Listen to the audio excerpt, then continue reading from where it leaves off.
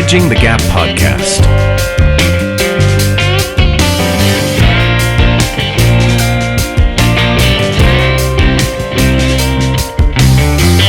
Okay, and hello, welcome back to another episode of Bridging the Gap podcast.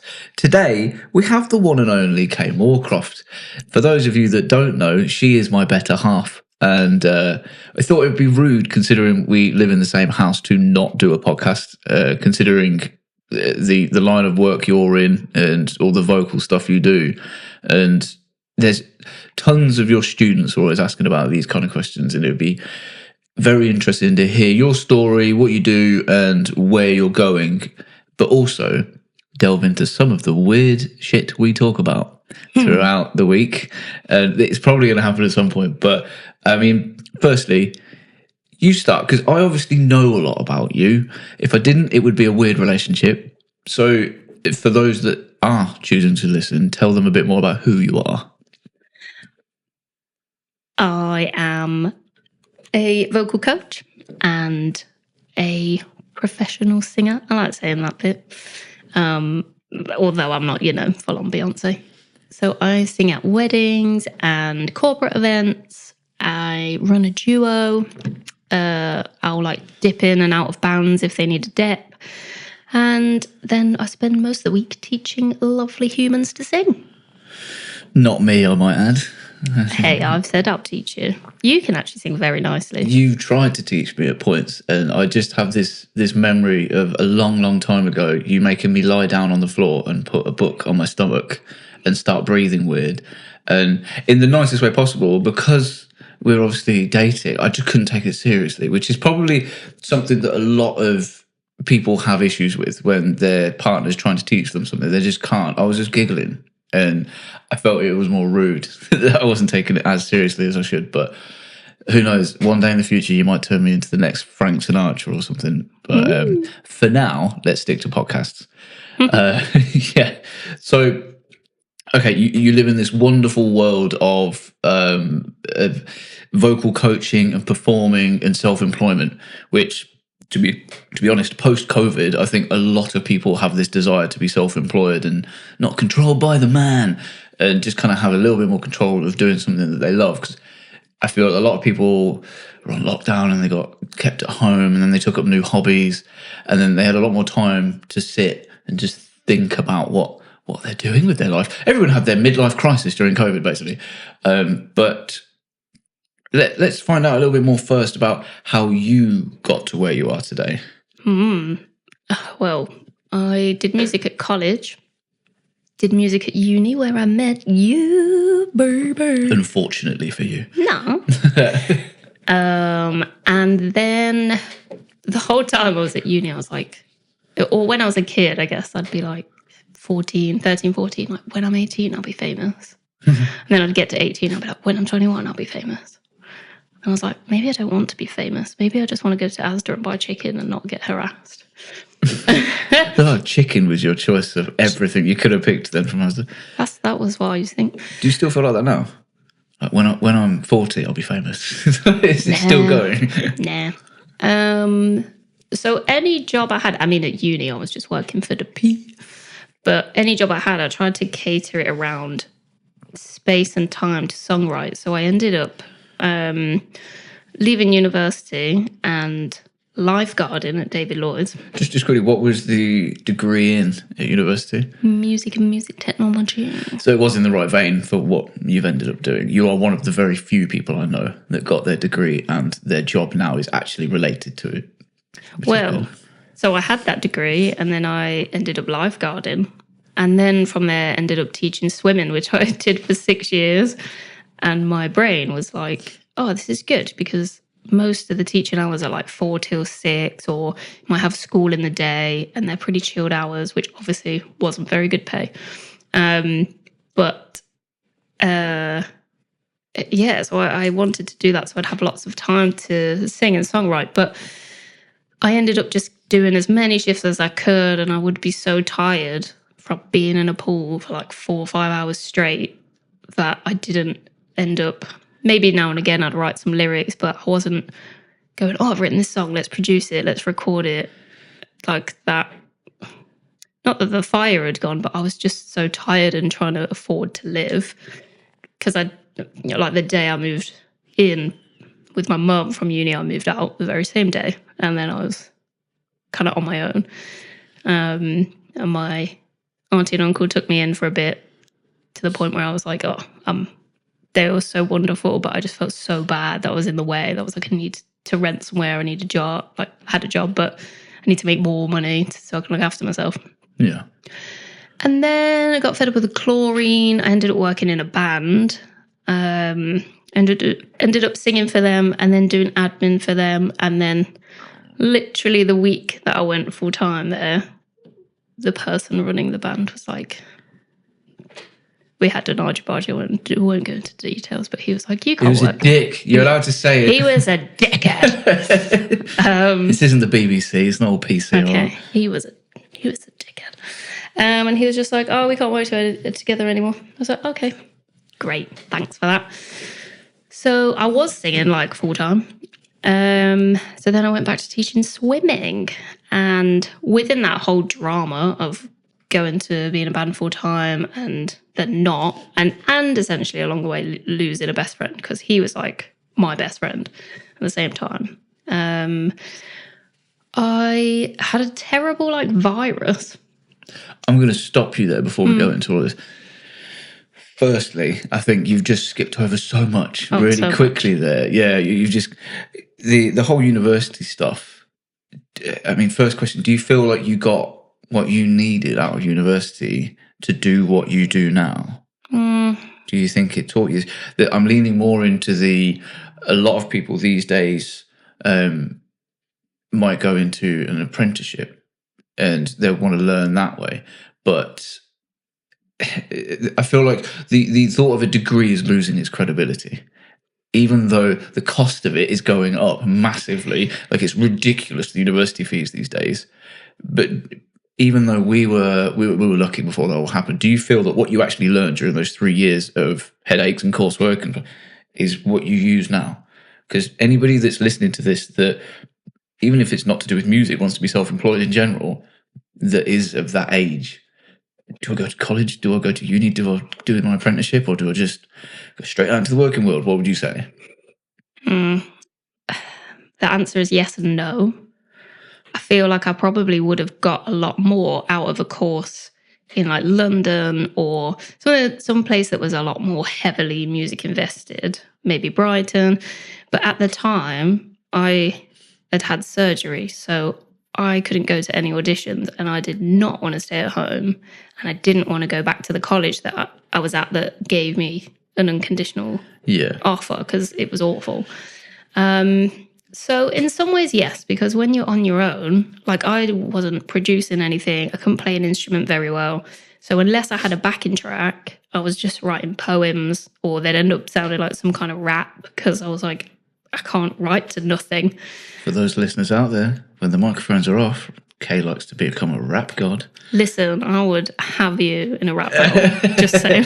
To be fair, the other night when we did the podcast with Matty, we obviously, when we finished, we had some dinner, and Kay did sit down and do a full, I am not kidding, about 3 minute long rap while Matty kept a beat for her. And we were just all at the table eating, going, what the fuck was that? Like, fair play. The worst thing about that is I've only met him twice. Yeah, he's not the kind of person you'd be shy around. No. But so I get what you're saying.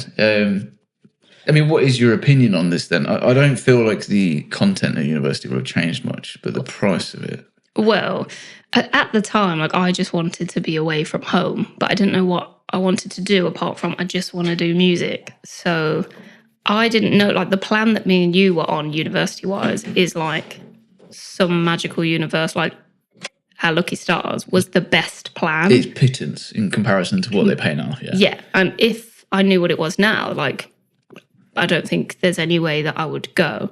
I think my life and circumstance made me choose to be at uni, to just be away. But yeah, when you're not around other musicians and you're at home and you love to do music and sing, but everyone in the house is like, shut up. No, it wasn't just me then. Oh, no. Okay. So for that reason, it is good to go be inspired by other people. You might meet people that you end up joining a band with or or getting inspired by, or even just getting used to live performance and getting stuff wrong and getting stuff right. Was the course perfect for me? No. I mean, you helped me with all my music technology questions. I'm surprised you passed then. No. I mean, I'm not going to mention the university or where it was because I don't want to discredit any course or any lecturer that might. Because some of the lecturers I know, all right, there's one I will mention, John Crossley, best fucking lecturer I ever had. He probably doesn't even realise it, but I still think back to uni and I'm like, yeah, they were the ones that I was just looking forward to going to. All the others I was like, oh, stress. But, and then he did the Rosetta stuff with you, didn't he? Yeah. The, because it was the satellite. Sigma 7. Sigma 7. Or 07. Sigma 7. No, 07 was the mixing and producing coursework that he set. Oh. Was it a 07 song? I'll have to Google that quick. Let's find out. But interesting what you're saying there is if it's a desire that you want to go and do a course to meet people and be in the right environment, great, but pick the right environment because we both ended up at uni that wasn't very central, like a London, Manchester kind of. Yeah. For anything musical, yeah, you kind of need to be in the heart and the thick of it. I can imagine fashions like that and other things, but when it comes to business or maths, okay, maybe the location isn't that important in terms of socializing, but I don't know. I think you're right. The plan we were on, fine, but there was this kind of stigma. I don't know about yourself growing up that you finish school and everyone goes to college. Mm-hmm. Everyone just went to college because it's another 2 years worth of dossing around. And then everyone will go, oh, I wouldn't mind another 3 years of dossing around, so I'm just going to go to uni. And then you get people that are in the second year at uni going, I don't even like this topic. Like, why am I doing this? And they're already in the debt. But can you imagine that now? I don't even like this topic, but I'm in 3 times more debt. Like, fuck. Sorry for swearing if case students for anyone listening, but that's just the way it is here. I guess some good things that came out of it, apart from meeting you, was there was stuff that we did that I never would have thought of doing. So one thing was we had to create the backing track basically for an advert. And I found that really interesting. It was really fun. I don't think I'd want to do that as my actual job, but I never knew that I was interested in that. Yeah, I'm the same. But I guess it's kind of hard because I couldn't produce and I wasn't interested in producing. So if I was going to go into the studio, I'd need someone to be interested in working with me and help me and give their time. I guess the other awkward thing at that time, sorry to bring it up, is I was in a very horrible relationship at that time. So, and we did music together. So I didn't feel like I could really do much outside of that because I'd be made to feel like an awful human being. So there were so many factors that affected so many other factors. But I think if I could go back and go to London or Brighton or something like that, that would have been awesome. Absolutely. I ended up going down to London for an audition for a college. And bless her, my mum took me on the train, trekked all the way through London with me when I had my guitar on my back. I'm obviously not a little kid in comparison to now. And she sat there for the whole day and waited for me to do all these different assessments. And I didn't get it. And I was gutted on the ride home. You know, when you're trying to deal with imagine 15, 16-year-old grumpy teenager on the tube on the way back, like, fair play, she dealt with me. But I wish I'd just put that little bit more effort in to get there. Obviously, that might have meant I'd never met you, so I don't want that to happen. But, you know, it's very easy in life to think, what if?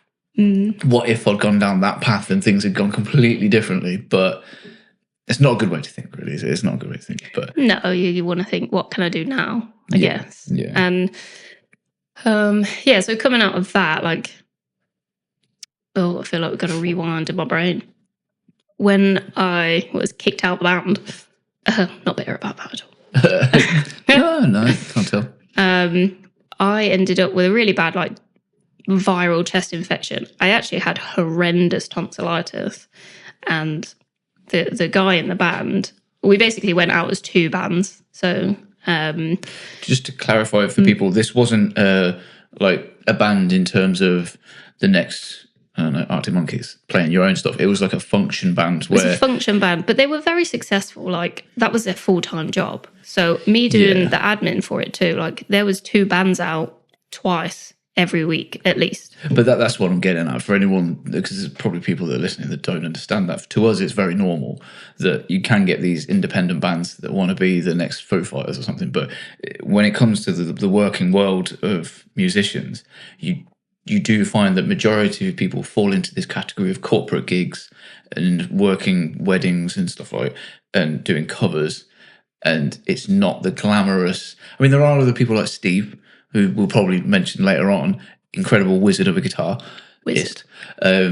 But he gets to do some fun stuff where he's going on to theatre performances and things. But that's the higher end of success in that area, isn't it? But yeah, so that's why there was 2 bands before you were doing. So would you said you were doing all the admin, you would organise all the musicians for these 2 bands while also being the vocalist in one of them as well? Yeah. So I can see why it was a full-time job. Pretty much full-time plus half, like part-time, I guess, as well. Yeah. Sorry, carry on. So, I had horrendous tonsillitis, and the guy in the band who was my best friend at the time, his mum was basically dying, and I was like, I can't not turn up for you. I can't not show up and let you down. So I must have done at least 3 gigs with horrible tonsillitis, and it was the most painful thing ever. And then the whole thing of like, you're not in the band anymore happened.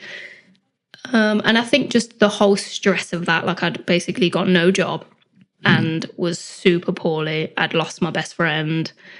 And I remember my cough was awful, and it was probably like 2 or 3 weeks at least. And part of me was like, I should go to the doctor, but because I've sang so long, every single time I've had my chest checked, every doctor's gone, oh, it's beautifully clear. That's what they say every single time. And I was like, oh, they're just going to say that I'm fine. Anyway, ended up with a paralysed vocal cord and muscle tension dysphonia. And Sounds fancy. Then couldn't sing. Well, the journey to sing took me like 3 years, and it was miserable. We'll get to that, because I mean, you've touched on something quite interesting there. I think a lot of people are like that.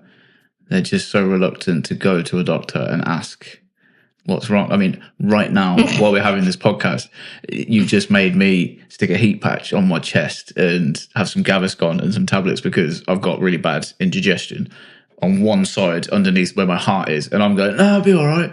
And you're looking at me like, is it a heart attack? Like, you should probably get that looked at. And I'm like, it's all right. And I don't think that's a gender thing. So I know there's a lot of blokes out there that are like, oh, you just man up, you get on with it. I think it's most people these days. It's probably because, without going too far into the controversial topics on this one, it's a nightmare to get a GP appointment in most GPs. And if you go to A&E, as me and you've been a few times over the past 6 months, it takes about 6 hours to even have somebody hear you out after telling 5 different people the same thing. This is what's wrong, doctor. See you in 3 hours. It's awful. So, a couple of questions. This is going to be an interesting one for you.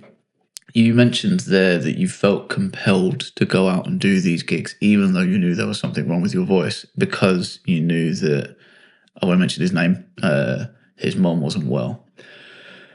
Playing devil's advocate, if I was listening to this and I was him, I'd go, so you're blaming that on why you got poorly?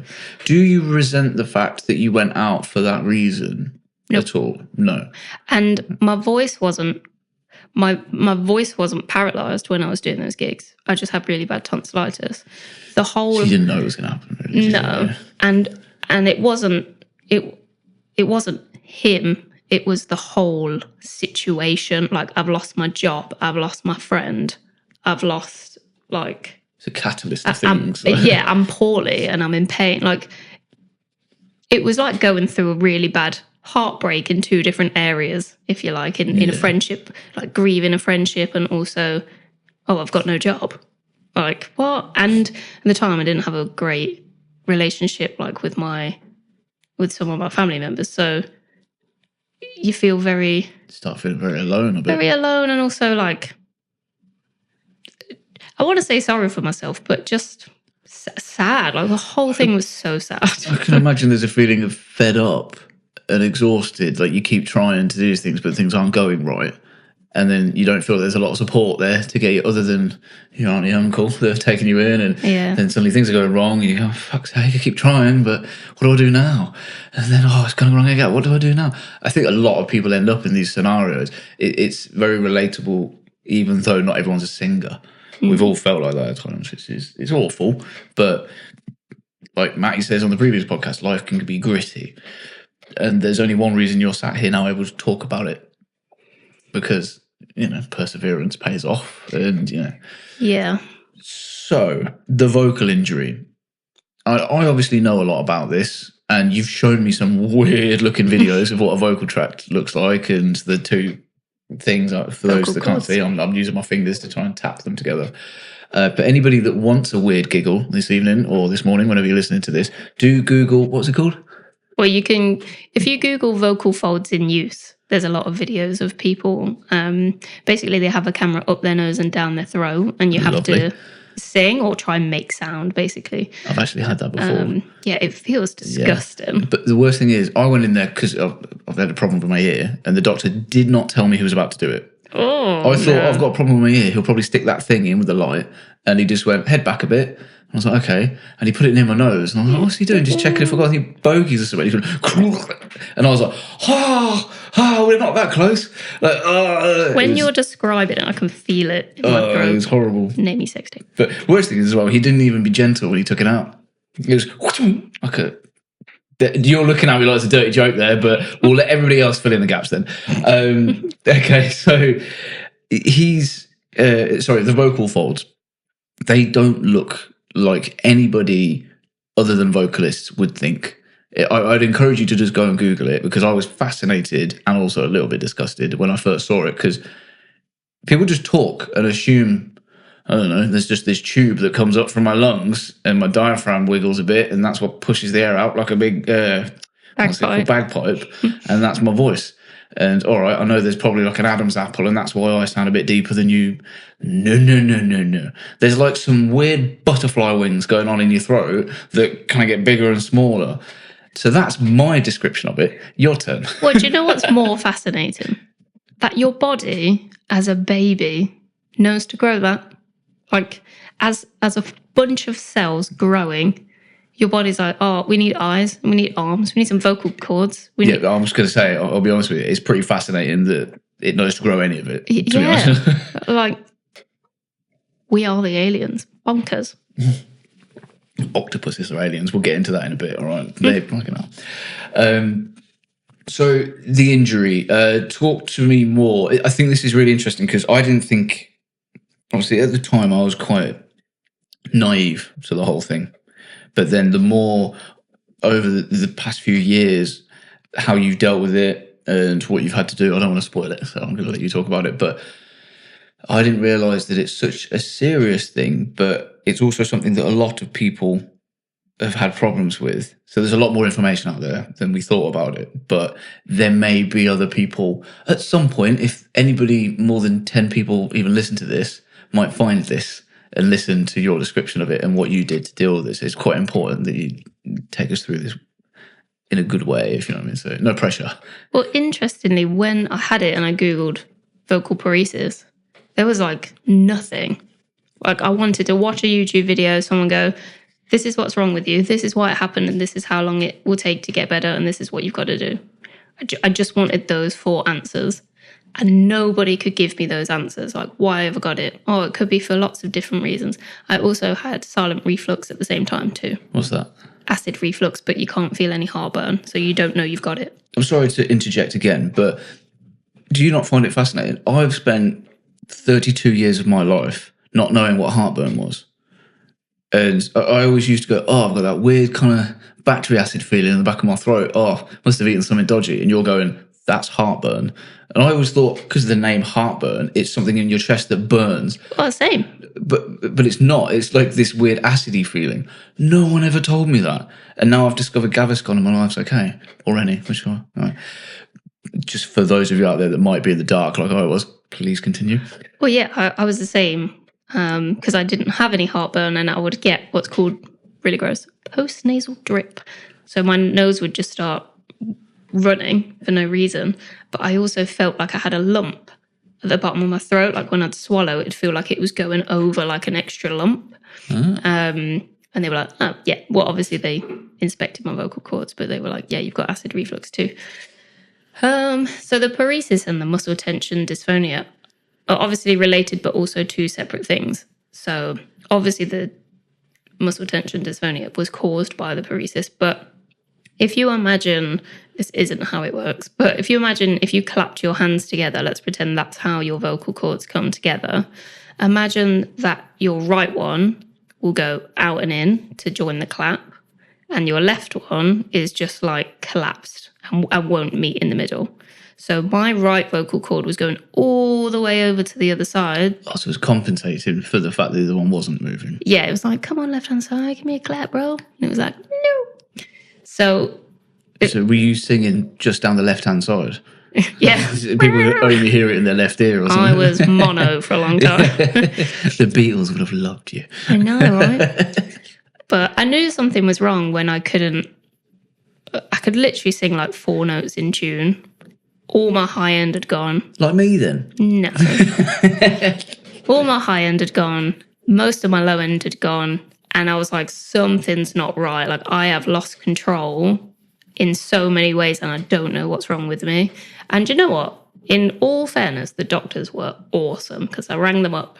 Was this NHS doctors? This was where, near where I used to live, Corn. They're actually very good doctors, I will say. And I rang up and I was like, look, I'm a singer. Something is wrong with my voice. And was it like this? All right, I'm a singer. There's something wrong with my voice. Can't remember. It's a long time ago now. My name's Dave. No. But yeah, they were like, okay, we'll book you in. Won't be till January. And I think this was like December time. I was like, okay, that's not too bad. And then the secretary was like on the ball. She rang me like, got you an appointment tomorrow. I was like, nice. I love you. Fine. See how it is. Well, you don't know about Janet. She wasn't called Janet, but she could have been. Okay. And then I ended up having, oh my God, so much stuff. I had speech therapy, I had singing lessons, which ironically, I hadn't actually ever had a lot of singing lessons whilst being a singer, which obviously didn't help. But you'd think that during uni, you'd have had loads of singing lessons. You would think, wouldn't you? Well, this is why I was asking about the content of the course. I know through other people on your course that I knew, obviously they did performance and they did composition maybe and stuff like that. But you obviously got to tell them I'm a singer when you got to uni, for the course anyway. And then they've gone, okay. At no point did they go, you're going to have periodic singing lessons throughout your undergraduate career here. And do you know what? I had one singing lesson with the keys player, Martin Type. I think I remember him. He's funny, really good. He's very funny. And I wasn't on my own. There was me, another girl. I think there's me, 2 other girls, and a lad. So obviously now, I mean, at the time I wasn't a vocal coach, obviously, but I was like, surely we all have completely different voices, and like the guy's going to sing surely loads lower than we can go, and we as the opposite. And we had one lesson where we all just sang as high as we could, and obviously the combination of that just sounded terrible. Literally, that was pretty good from me. And that was it. There was a songwriting class. I didn't go to all of them, so I don't know if it was every week or not. But you'd literally go play the song that you'd write and wait. Obviously, you'd want feedback. And the feedback every time would be like, oh, yeah, really good. What's that one about? Okay, who's next? It's like, none of this is helpful. Like, I mean, I get what they're doing. They're just encouraging you to write consistently and more. But, I mean, some constructive feedback is more useful than, well done, everybody. Everyone gets a medal. Yeah, like something. And, you know, there was one particular lecturer, and I'm going to say his name, which was Duncan Werner, or however you say his last name. Leave Duncan alone. No. Yes. All he did every single time was highlight the assignment brief. And I was like, I can do that in my own time. Like, why are you being paid? It's awful. You know, weirdly, I got offered to do my master's thesis with him, doing quite an interesting topic. I'm not going to mention the topic in case it's still an ongoing subject that he would works not on. have helped you. Do you know what? He was really nice to me, but I wasn't working with him in a capacity like that where I was paying him student fees to teach me.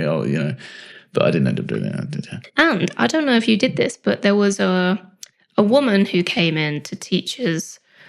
She was basically preparing us for this exam, and she was teaching us binary. And she was like, along with other stuff, but she was like, here's whatever it was, 28 pages, I think it was. I learnt it back to front. And I'm talking middle C linked to a bongo, and the binary number for that was 001011110. They would have been teaching you hexadecimal code for MIDI. Yeah, that was it. Yeah. So I So you revised. focused on the MIDI.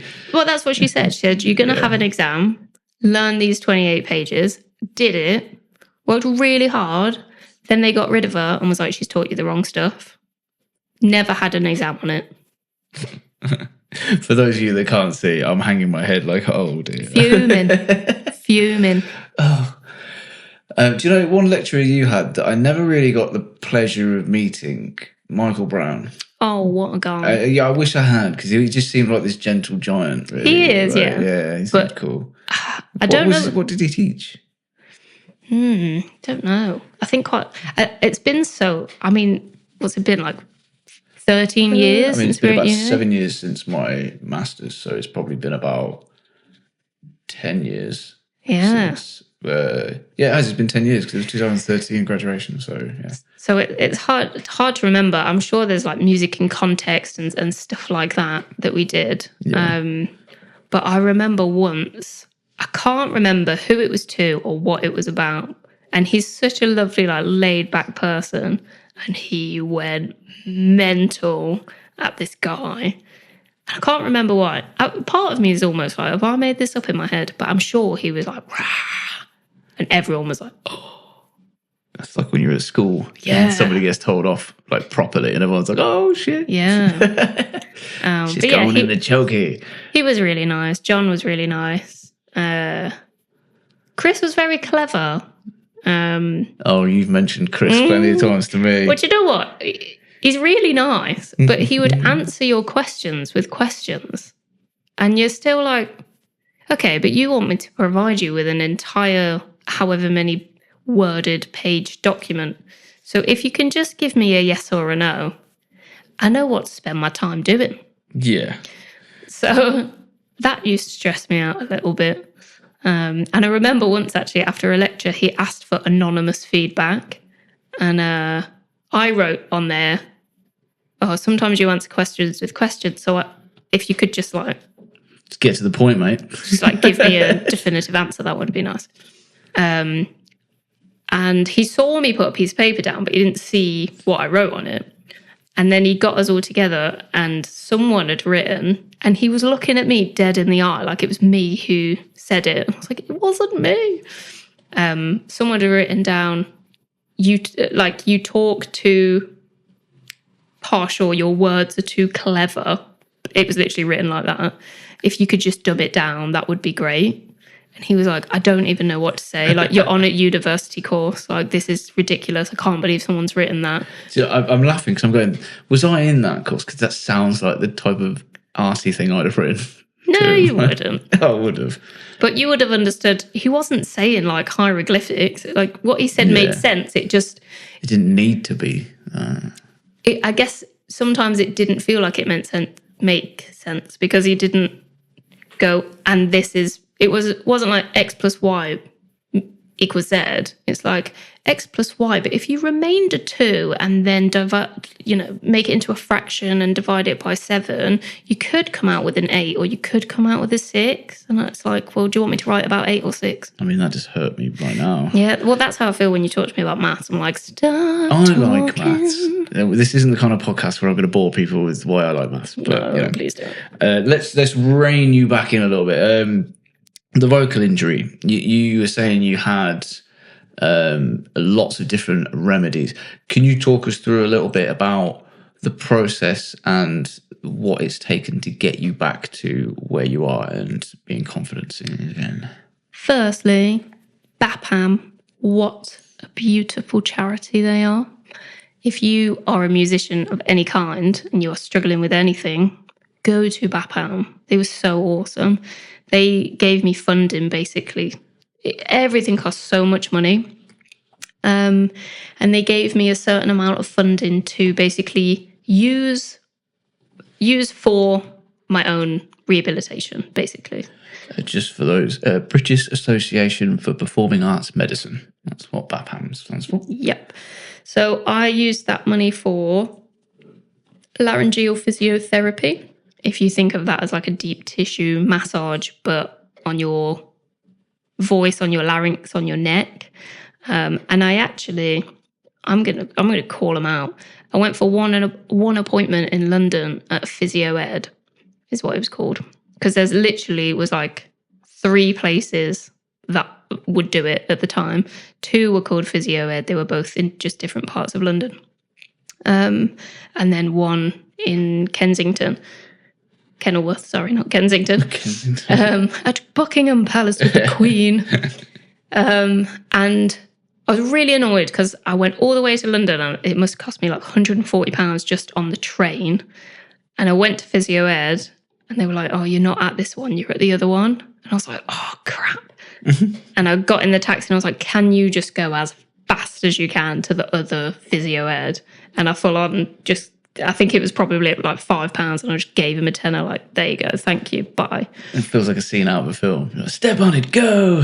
And I had like, which is fair enough, like I don't expect them to extend the appointment. It's not their fault that I went to the wrong one. Oh my God, the woman, when I say she leant over my body and put all of her weight into her thumb and pressed into my neck, it was the most disgusting pain.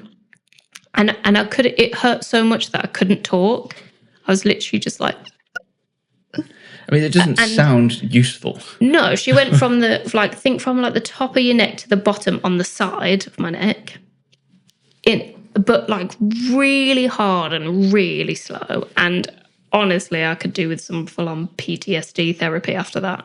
And I was like, that was the worst journey, the most expensive, worst journey I've ever experienced in my life. It doesn't help that the journey itself stressed you out. Yeah. And then you got there and then it was a bad massage. You did liked it to be. Yeah. And also, why? Why are you doing that to me? And then we found Charles Ward, who's in... Yeah, you still go to Charles, don't you? Yeah, good. Kenilworth. And he is super gentle, never hurt me in my life. I bloody hope so. But... you know, obviously, like he's also trained in sports therapy and massage. Like, if you can imagine all of the massaging kind of qualifications, he has done all of them, to my knowledge. So you do foot massage? I could do with. Probably. I think we'd have a good chat, you know. You would, yeah. So he could obviously tell, He'd be great on this podcast. Oh yeah, that could be an interesting. That'd be cool. If you're listening, Charles. So he can obviously tell, like, I remember him saying, like, your larynx is quite high. And obviously I'm like, oh, why do you think that is? And blah, blah, blah, blah.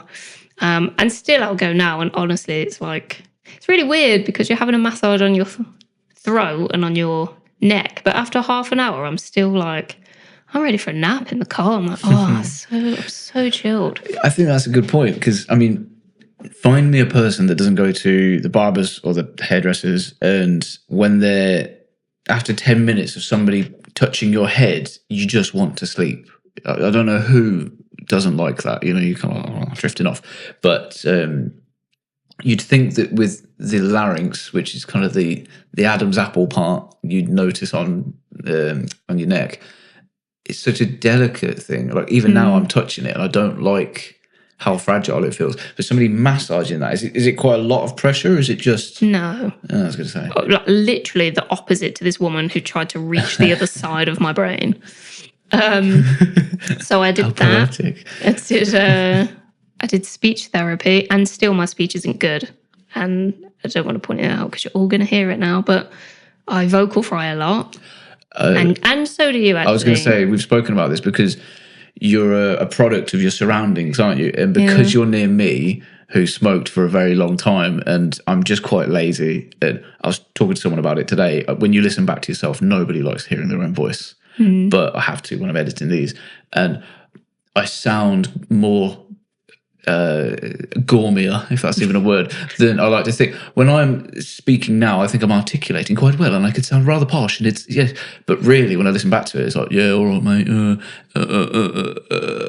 and that's what you mean by vocal fry, isn't it? Yeah, and I'm sorry because I've now just ruined this podcast for everybody listening to us, because it's going to do their head in. It would do my head in. Well, they say to you, you should not sit in that place. You should talk like Hiya. you are Mary Poppins. Yeah. Excellent, everybody.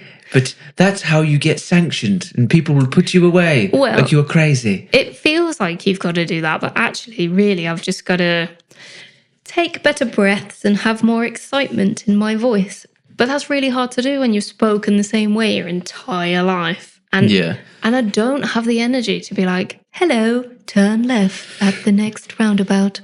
Well, that was something you mentioned earlier that I was going to bring it up at the time, but I didn't want to butt in. I think that's a common thing that everybody feels like as well, myself included, always feeling tired. As in, we all have to make ends meet. We all have to pay the bills. We have to make sure that people are cared for and blah, blah, blah.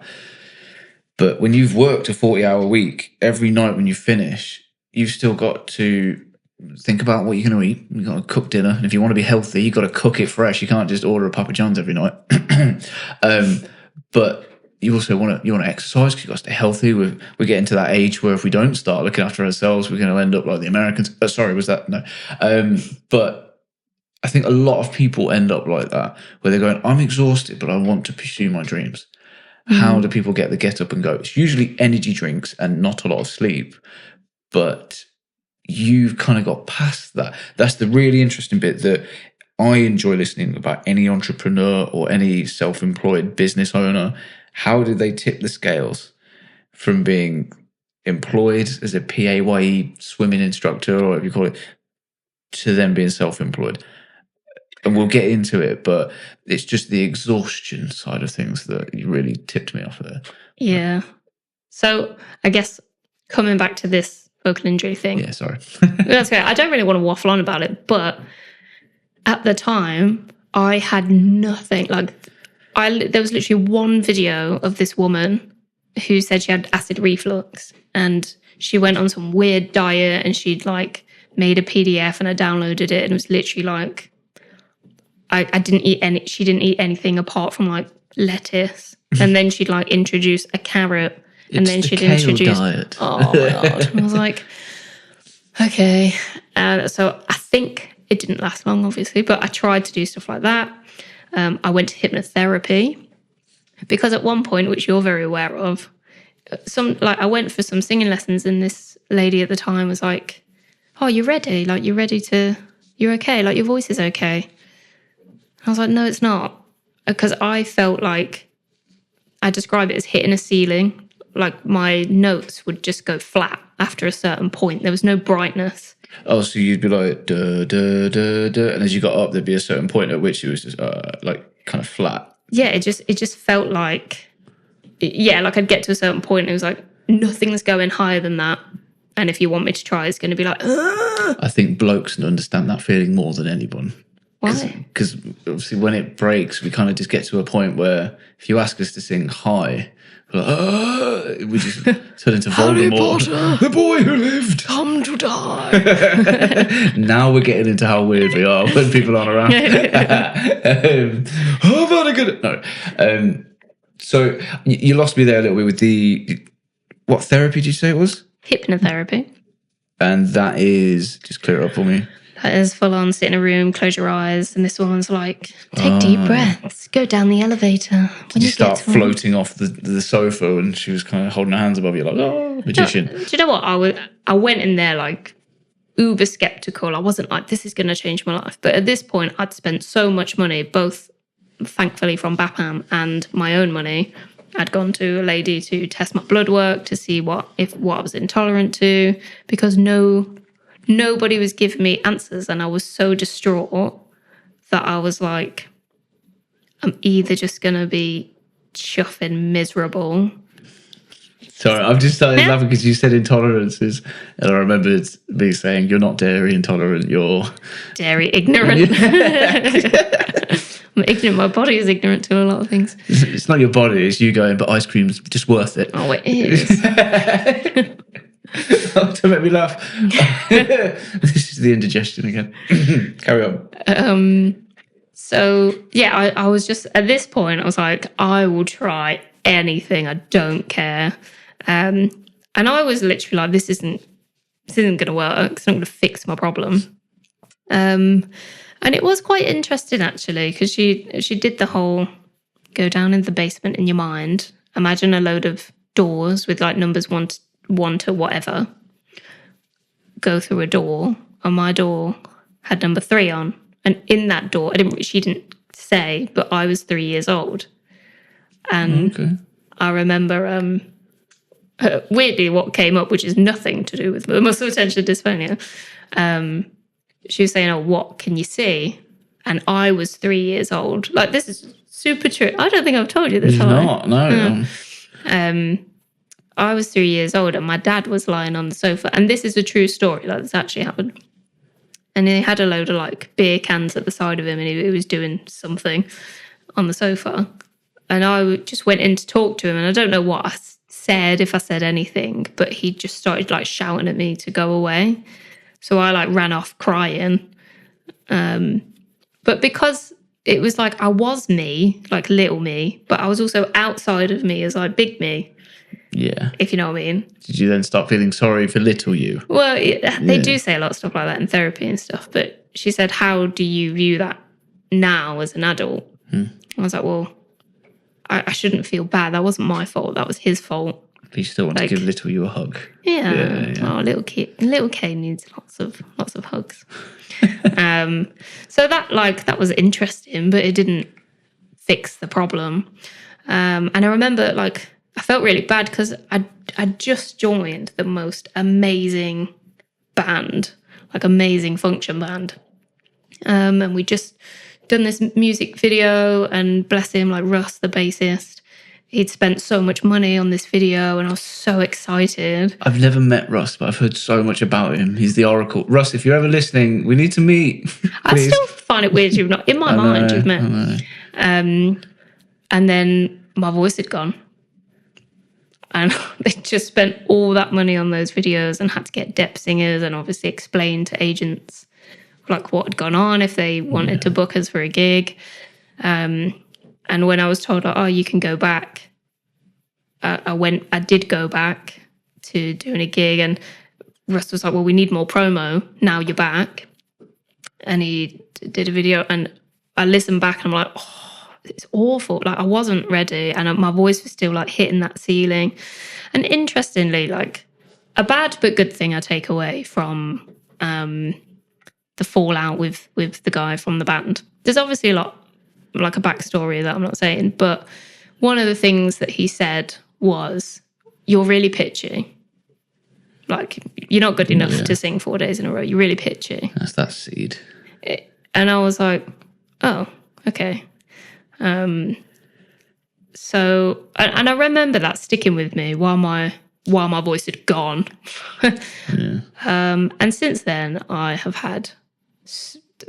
started becoming a vocal coach, and which, to be fair, was down to a friend at the time. She was teaching piano lessons and doing really well as a self-employed person. And she was like, look, you can do it. If I can do this, you can teach singing. And I was like, I don't know anything about teaching singing. Like I can sing, but I don't know how to teach it. And I was like, do you know what? I've lost my job. I've got nothing to lose, which is how I became self-employed.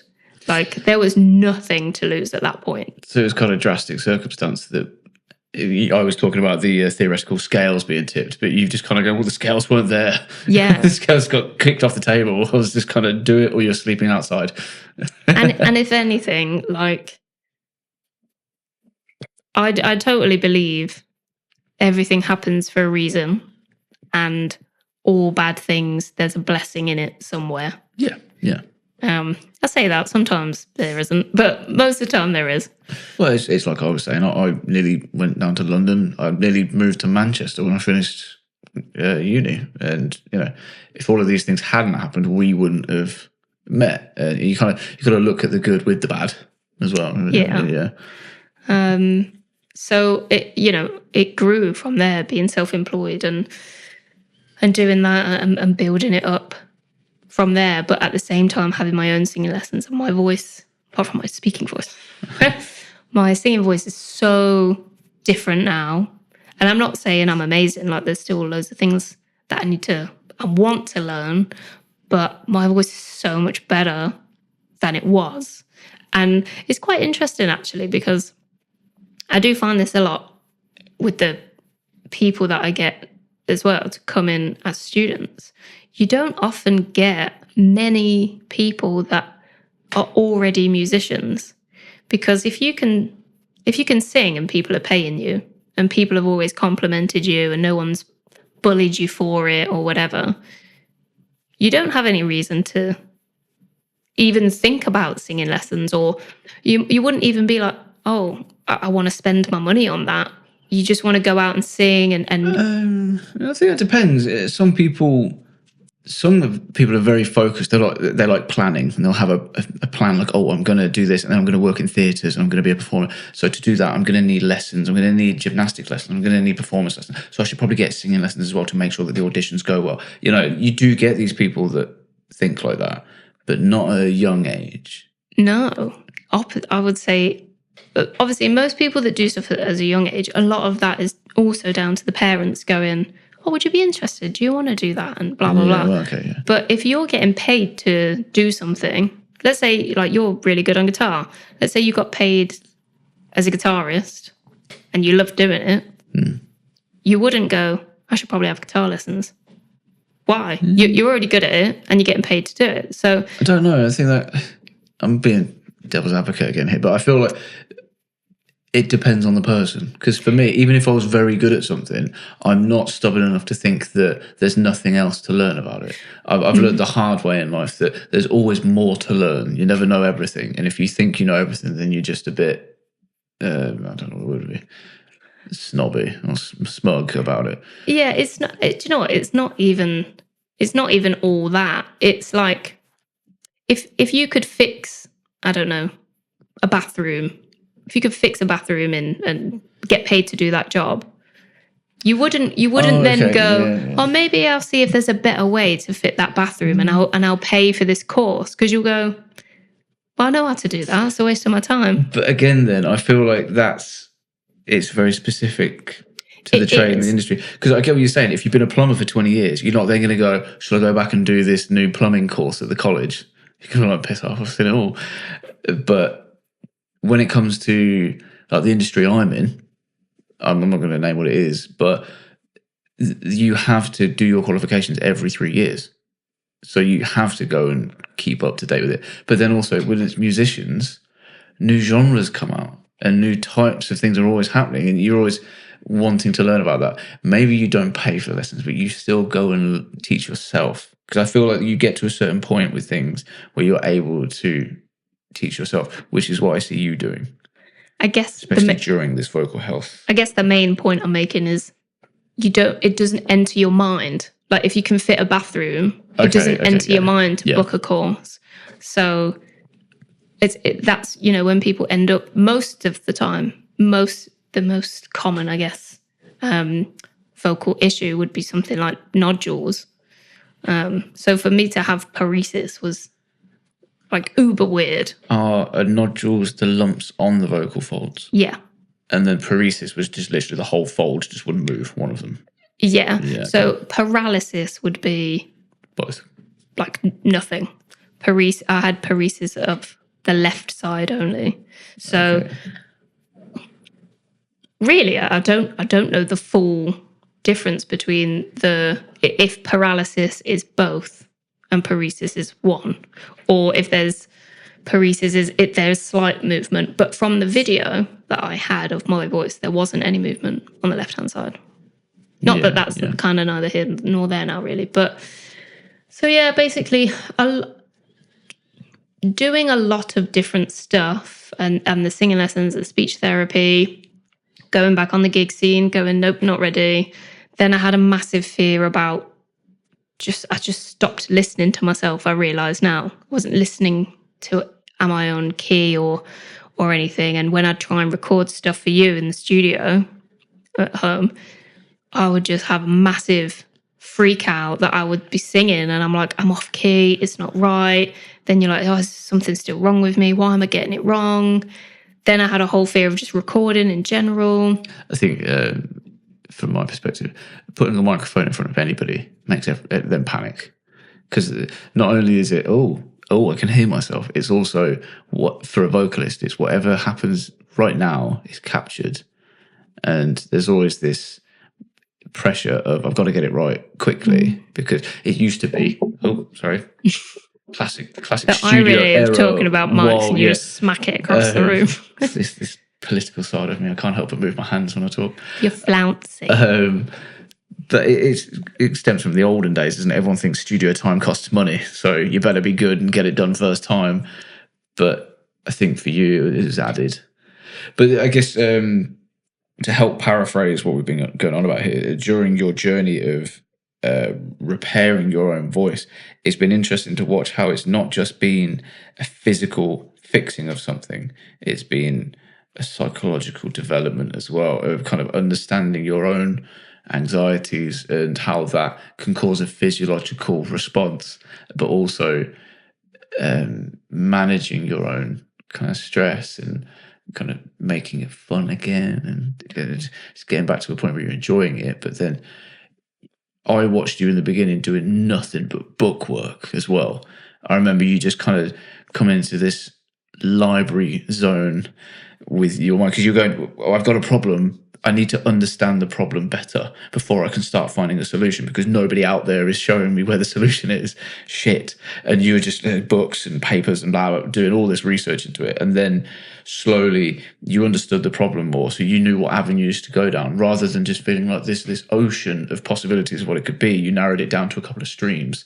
And then you just kind of went down those avenues and discovered more. I think vocal health was one of them for you, wasn't it?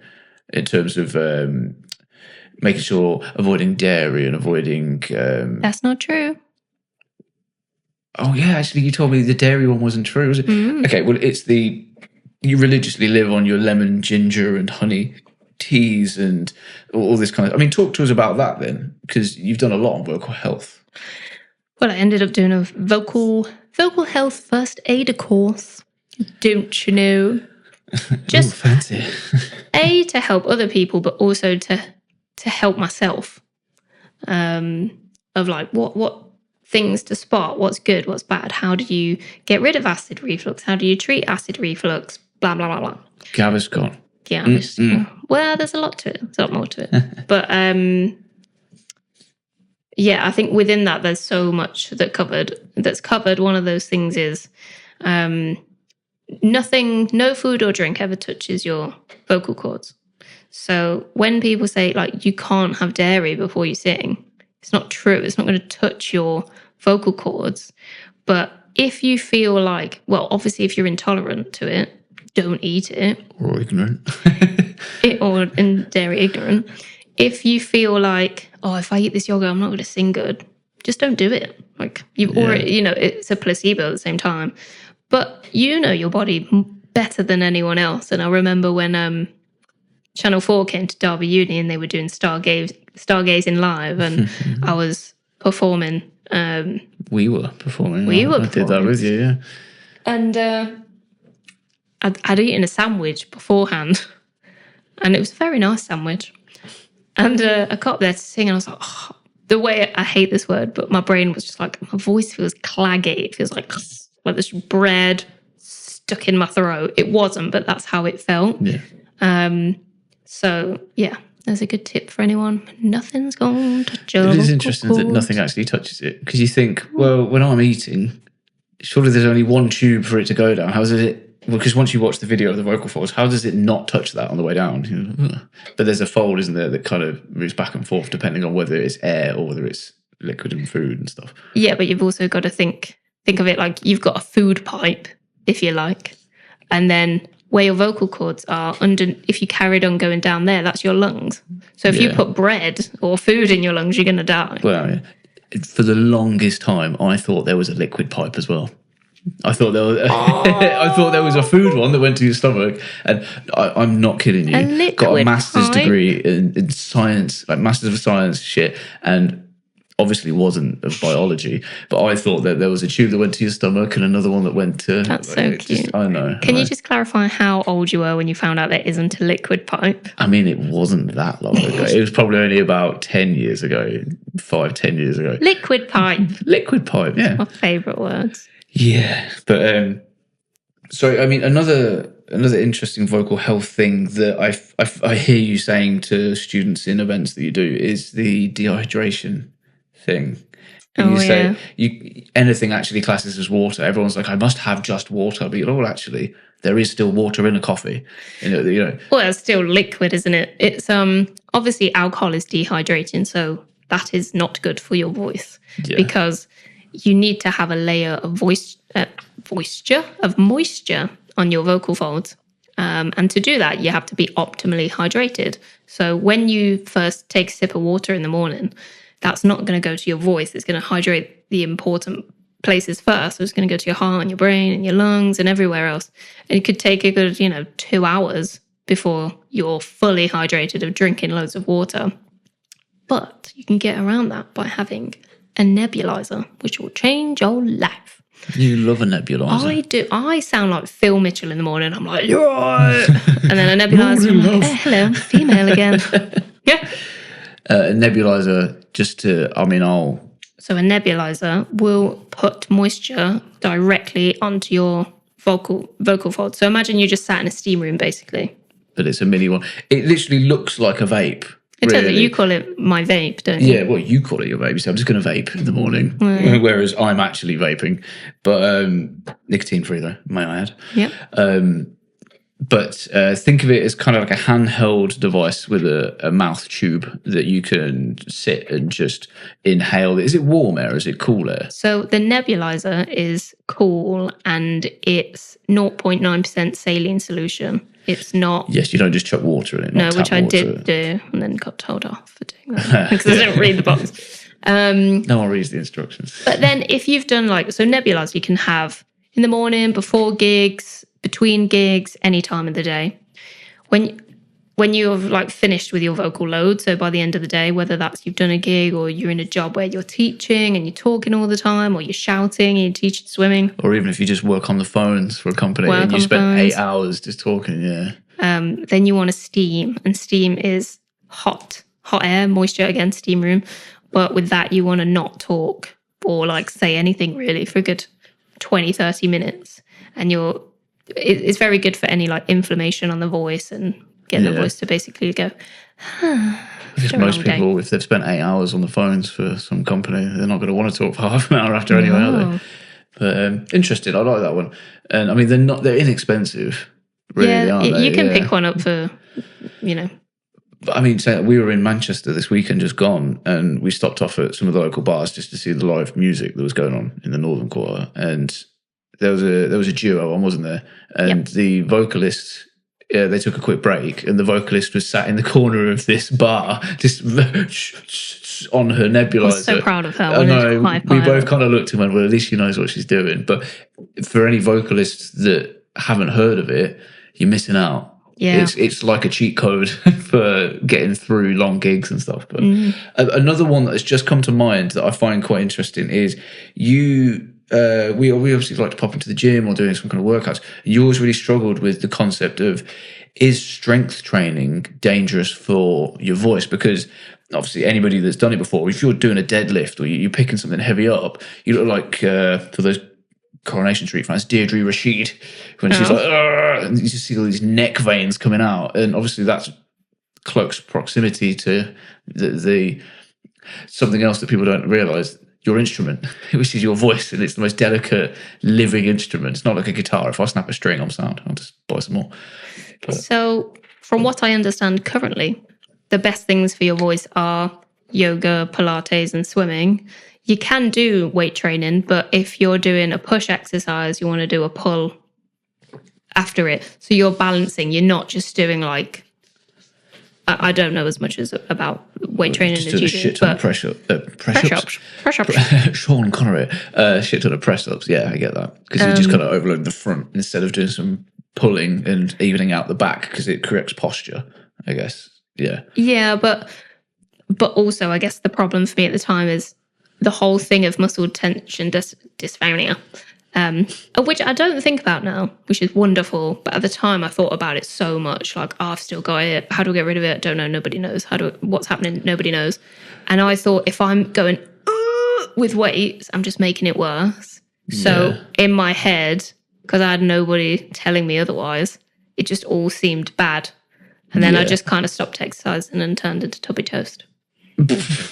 And now you're with me. And I love you, baby. I agree with that. I mean, just in a slightly different direction, we've just started having creatine again, haven't we? And for you again, I've never had it before. Well, yeah, for me. Yeah. Did you do any kind of quick chat GPT or Google as to the effects that might have on the voice? No, I didn't actually. Well, I mean, the only reason I bring it up is because of what we've just spoken about there. Creatine is obviously has an element of water retention to it. So it can actually improve hydration. As long as because the way it's improving muscle mass is tearing of muscle fibers, and as they overlap to repair, the creatine is forcing water in between the overlaps, and that's how you gain some mass out of it, and then that can be beneficial for training.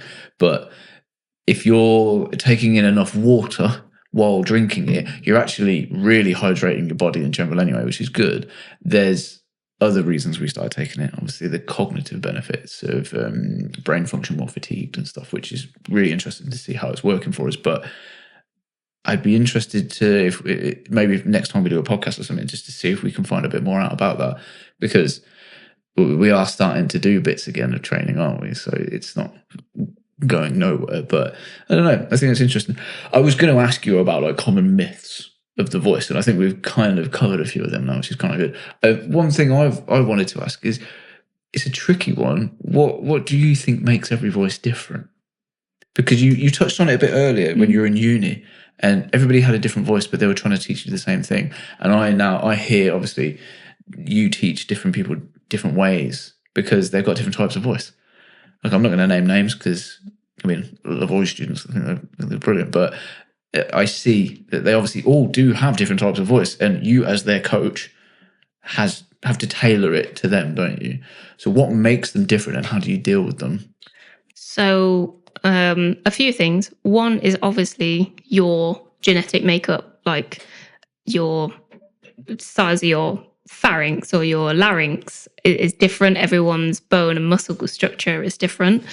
So there's that. There's also if you have any medical issues or needs at the same time. So if you've got like spina bifida and you could never have a great posture, that's obviously going to affect the breath and it's going to affect the voice. And then something called biopsychosocial model. That word left my mind, which is basically like your genetics at the same time your surroundings. So if you grew up in a household where, I don't know, you weren't allowed to be expressive or sing loudly, or it wasn't something that was done in your house, most of the time those singers that I get would sing very softly. And the idea of not singing softly or doing something more like, hey, would be mortifying or terrifying or embarrassing. You've mentioned that to me before. You've said people that come from a theatre background to come and have lessons with you, you're not trying to get them to project. You're trying to get them to understand how they can tone it down a little bit, because they're so used to being on a stage. Like, Romeo, where for art thou, Romeo? It's the complete opposite. Well, not just that, like some theatre people are still the same. They still sing the same way because Romeo. because they live in that environment. Yeah. Same as if you grew up in a household where everyone shouts at each other and your general consensus is, oh yeah, when we're angry we shout or we talk very loudly, and that's just how we talk. A lot of people, perhaps even myself, don't take enough breaths. they will literally say so many words in a sentence. So if I just keep going and I've still not taken a breath and I'm still going and I've still not taken a breath, and you can hear the vocal fries going to start coming in because I've not taken a breath, and then they breathe. Before you know it, Exactly. Expelliarmus. Back to Harry Potter. And also the social aspect. So let's say your family's really encouraging of singing and like, yeah, go for it, do it. But then, I don't know, let's say you're just being stereotypical here, you're a teenage lad and all your mates are like, you're gay, you're singing, that's gay. And they're like, oh, okay, well, I don't want to maybe then do the school talent show because everyone's going to take the mick out of me, and I don't want to do this. And actually maybe it's better for me if I just don't do it, even though I really love to do it. And so there's actually so many factors. Most of it, I would say, same as when I had my vocal issue, is psychological. Yeah, I mean, that's such a big thing of all of this. I've watched you overcome psychological, just brick walls that it feels like you built for yourself unknowingly. And then you just kept running into them, and then you've had to take them apart piece by piece, and it's been grueling, but you've done it, and you've kind of chucked them onto the side and gone, cool. And you're finally back at a good place. That is great. Watching you now, even tonight, you've just sat and played the piano and wrote a song before we came on here, and I was like, wicked. But the psychology behind a lot of things is interesting for music in general. Your upbringing, like you said there, if you were brought up in a house where people shout a lot, you might write sad songs all the time, and you're not used to writing happy songs. But we both spoke about that the other day. This is like a glimpse into the compositional mind of two musicians, that it's very easy to write sad songs if you're in a sad environment or you've had sad things happen to you. But if you're Taylor Swift, you know that sad songs sell very well because there's always some teenage angst out there from a young girl that's like, but I loved him. This was the only chance of love. And then actually in 10 years' time, you realise that's fucking stupid. But now we both go, it's hard to write sad songs because we're not sad. Yeah. And we're going, you can try and sit and put yourself back in those scenarios and kind of spend 5 minutes and kind of, oh yeah, I remember I felt awful at that time, and try and write something. But it is difficult. And also, like, you don't want to. Like, you don't want to, you don't want to feel like that. Like, the song I wrote today for you. Thanks. Like, so appreciative.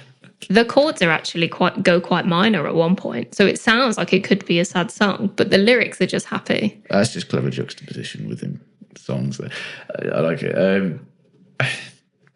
I don't know. I think it's such a personalised thing, the psychological battle that anyone can face, either through just a musical journey or if they are running into an issue like you've had, like a vocal injury or something. But it's definitely something that should be spoken about more. So yeah. I'd say, obviously, I don't hear a lot about what happens in your lessons, but I help out at some of the events. So I get to speak to your students, and they'll kind of tell me, they'll be like, oh, sometimes I'm just talking to Kay about how bad my day's been for about 20 minutes of the lesson. And I think a large part of your coaching isn't just doing vocal techniques and learning how to avoid the ice cream or yogurt before singing. It's helping them understand themselves so that they're comfortable and able to sing freely. That's a lot of my singing lessons are therapy lessons, basically. Yeah.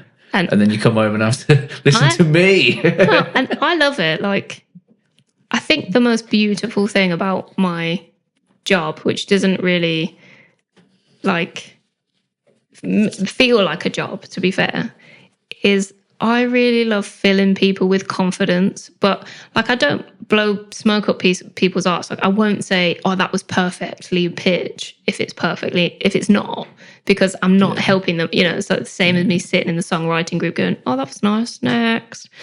So I still will help them and challenge them and stuff, but seeing them accomplish stuff and be proud of themselves and find confidence in themselves, like.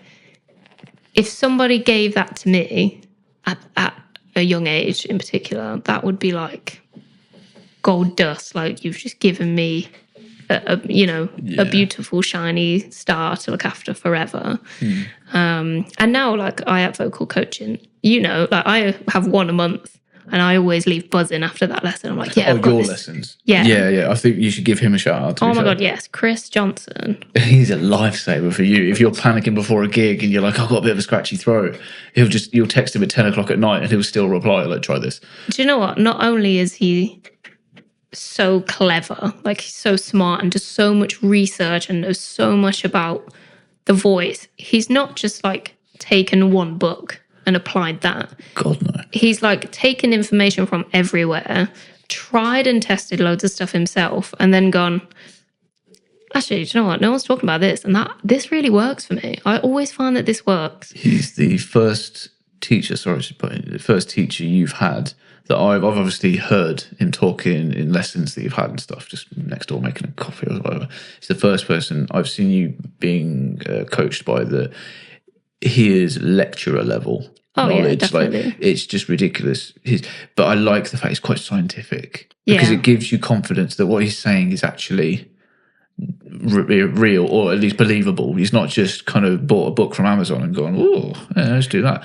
It's brilliant. And I'll be honest, at the time because there was 2 singing teachers that I saw beforehand that were ladies, and when I'd found him, like, because I think I'd found him on Instagram, and I was like, this guy really knows what he's on about, and I like that. And there was part of me that was like, but he's not a woman, so you don't understand the hormones and the things perhaps that we feel or go through, and therefore those difficulties.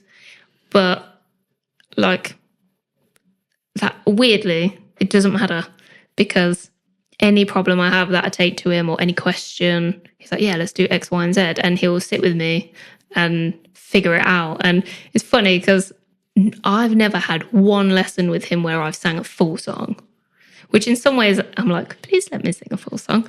But he doesn't need to, because he's like, I can hear this, let's fix that. Bish, bash, bosh, do that. Yeah. I'll see you in a month.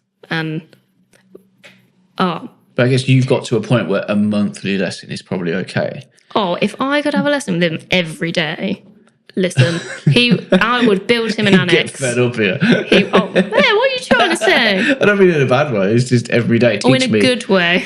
Where you go, I'm saying. But he has been an absolute lifesaver, and I keep thinking I need to do him a really nice review, and I will. Yeah. Big up, Chris.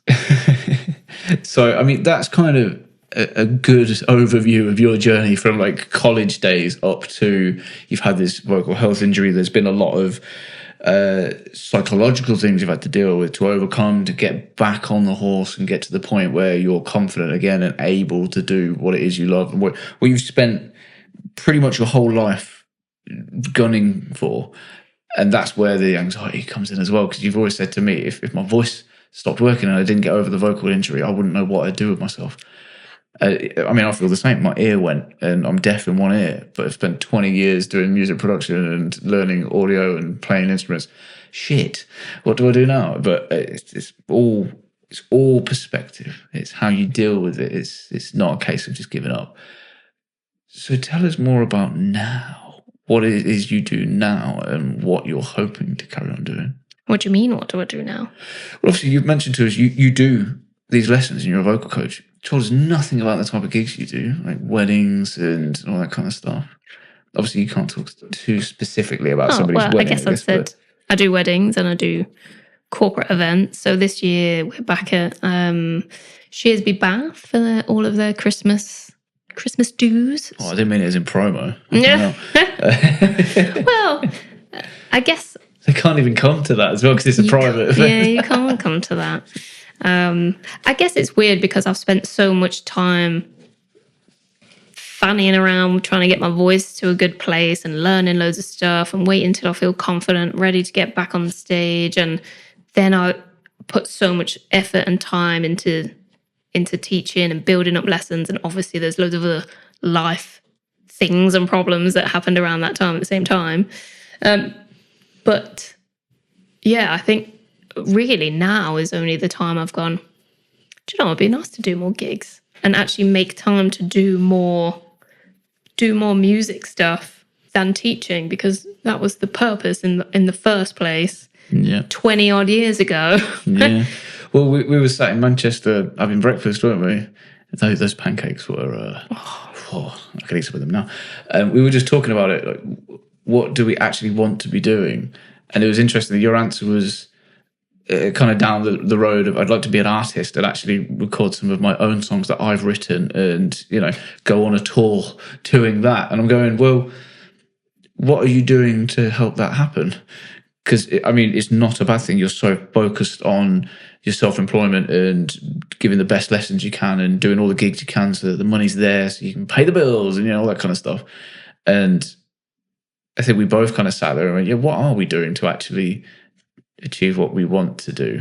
I think the hard thing is some of my days are really long. Like, it probably sounds like, oh, that's nothing to a lot of people, because I've done I've worked 6 months straight once and worked every single day and had those really long hours. So now for me, like, one of my teaching days is 7 hours long, which probably doesn't sound much, but it's so much like, hi, how are you? What are you doing? Let's listen to what do you need from me? Let me really help you. Blah, blah, blah, blah. Okay, next person. Hi, how are you? Da, da, da, da, da. For anyone that's ever worked in retail, that's how me and you relate it, isn't it? No, it's worse. It's worse than retail, but when you're on the till or something, you're like, hi, how have you been today? Oh, would you like a bag? It's that real kind of like, you got to stay focused. Yeah, and it's lovely, but at the same time, mentally very draining. So when I've had a day like that, I don't finish work and go, let's write a song. Like, let's lie down, eat snacks and watch Netflix. Well, the added difference for you is I work like normal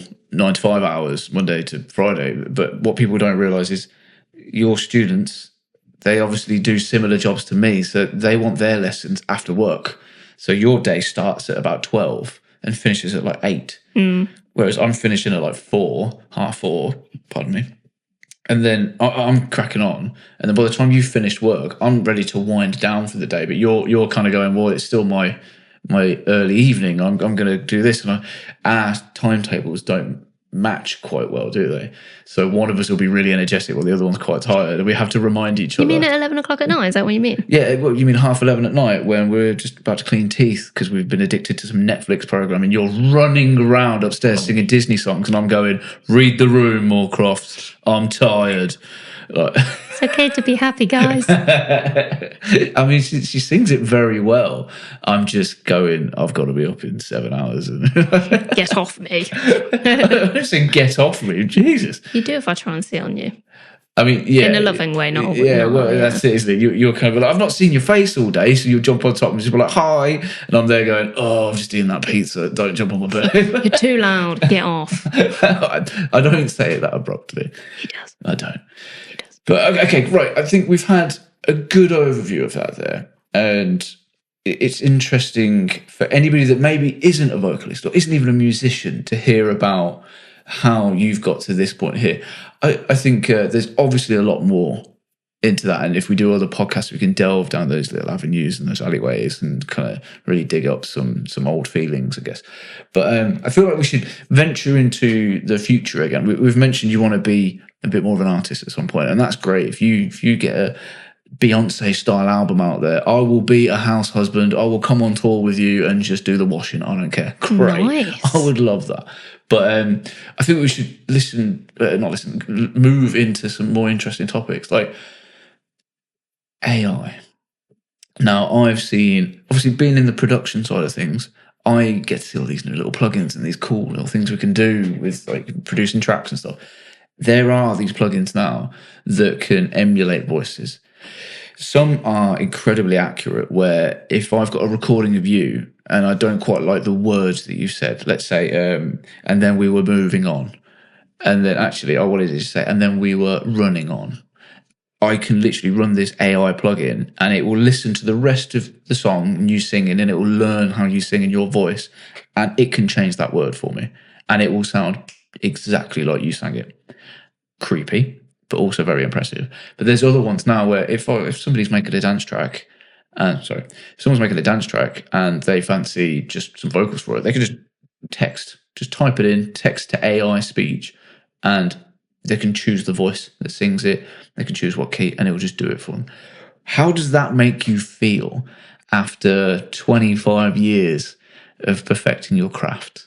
It's an evil question, but it's a valid one. I'll be honest, I don't care. You don't care? No, Does because... it not worry you at all? No, I sing because I love to sing. And it's my version of escapism. It's how I release my emotions and my feelings. Nobody's going to want to see... Nobody is going to go to an AI gig. You say that? You'd probably go to one just to go, I watched one. But would you not rather watch the person who spent all those years practicing? You know, if you were going to want to watch Taylor Swift, you wouldn't go watch a pretend version of her. Right, hear me out. Okay. Hear me out. So I'm going to pick somebody that's dead that people would want to go see. Michael Jackson. I went to jump for Michael Jackson there, but I mean, you could use Jimi Hendrix, you could use anyone like that. Mm-hmm. Now imagine we're 10 years in the future, ChatGPT's got a lot better, and it's actually like some iRobot shit where you can just talk to it and have a normal conversation. Then they go, right, well, we can use this hologram stuff that they have used in the past on stage, Tupac, when he came back. But they did a full Michael Jackson gig, hologram style, but it was powered by some AI. So he could actually interact with the audience and talk because he could see what was happening. And if someone said, we love you, and he's just like, you're weird, you know, it could actually intuitively respond. I think serious fans would go and watch that because it's not just a pre-recorded thing. But who knows? Who knows? That's just me fantasizing a little bit there. I don't think I'd want to go. But I think people are more likely to go to like a dance thing, you know, where it's still Chase and Status doing their set, but all the vocals are AI because it's still you're seeing the artist, but they've removed the element of having to pay for a vocalist. Yeah, but at the same time, when you're a musician, you want to be a musician and use musician. I can't say it. Use musicians. Say use musician. Say that 3 you can't times. Even say it. Say it use 3 times. Musicians. Use musicians. Use musicians.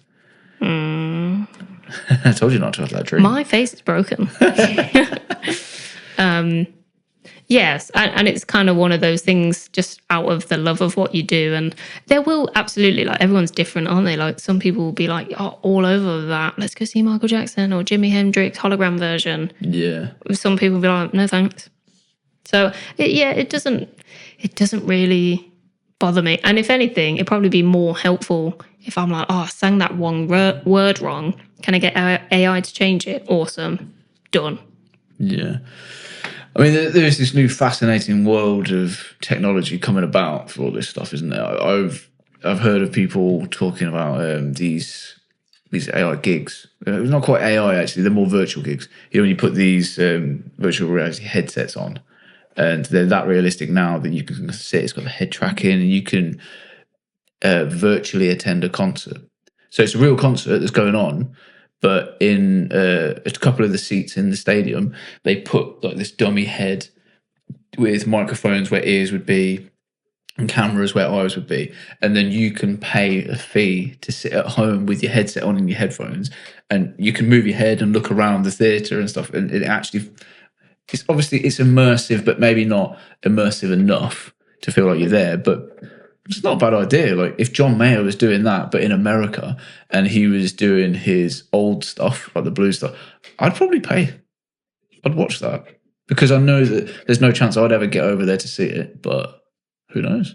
Yeah, I guess. I think Adele's just finished her last performance in LA, and she said she's going to take a break for a really long time because she just wants to be life in, which is fair enough.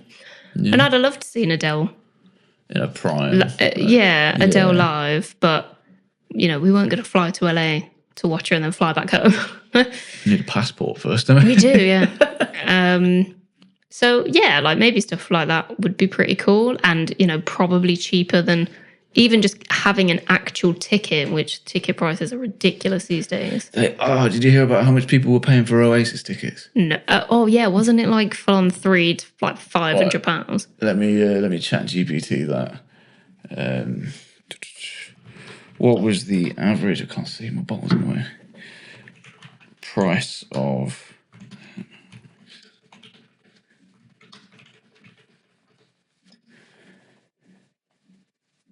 Let's have a look. So browsing average price of Oasis 2025 reunion tour. Standard seating ranges from about £73 to 206, while standing tickets cost 148 to 151. That's about the same. And they can go from 215 to over 500, depending on the specific package and venue. I'm sorry, but this is getting ridiculous.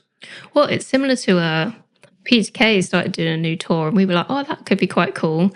And he'd said, like, oh, I'm not going to put crazy ticket prices on. And then we looked and they were like £170 each. And we were like, yeah, okay, not going to you. But I'm sure when we were driving through Manchester, I saw a billboard and he's doing more dates. And it said in the bottom corner, prices starting from £35. And I was going, piss right off. If you stood outside the door. Yeah, exactly. If you just fancy... Well, this is what I'm saying. Things like this are what might push people into those virtual gigs because those tickets will be much cheaper.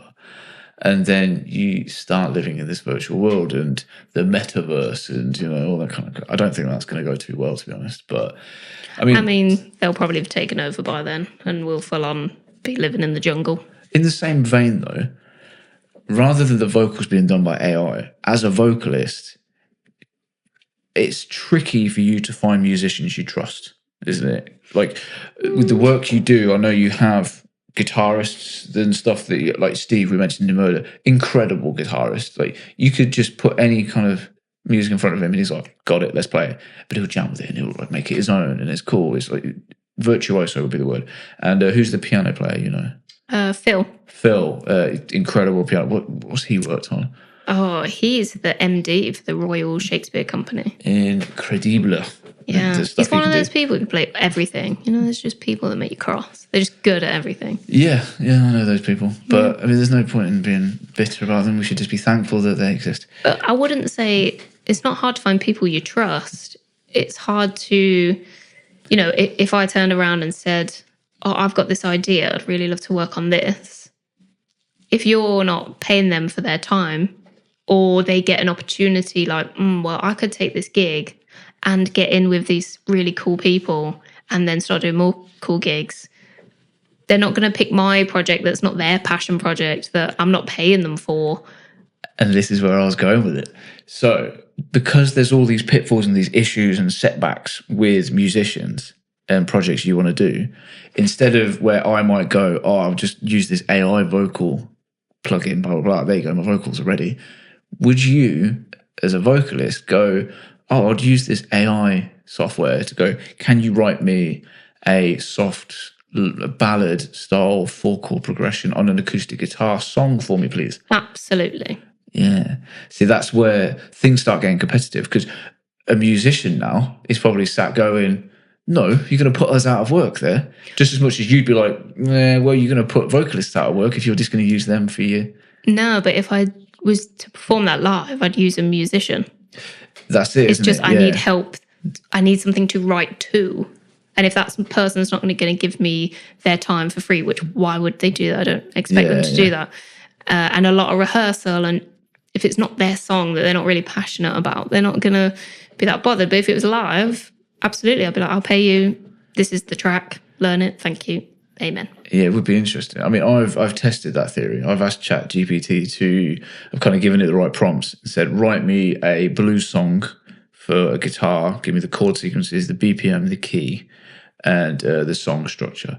And it does it. It probably is like open to copyright infringement, but it's interesting to watch how quickly it does it. And then you have a little mess with it and it actually works. And you kind of like, oh shit, this is dangerous.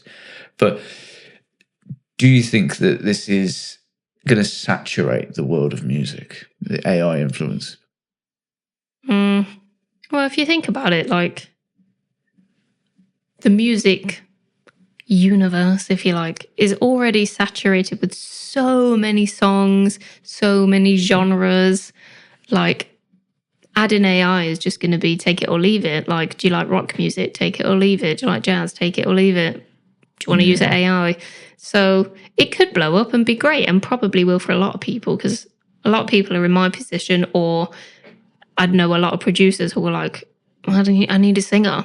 Yeah. So if anything, it should make everybody more productive Like, yes, it might not feel super original, but I do think musicians like to use musicians. They just need a little kick in the step to help them actually make the track in the first place. Yeah. I think it's like when bedroom production became a possibility. Back in the days, it used to be super expensive, and you needed really expensive equipment to record a song. And then people started using like a 4-track recorder, which wasn't as expensive, but you could record a demo on it. Great. And then that's kind of grown into this where we're now sat at home, and I've got probably more equipment in this house to produce and capture these things, podcasts or music, than they would have had in that studio.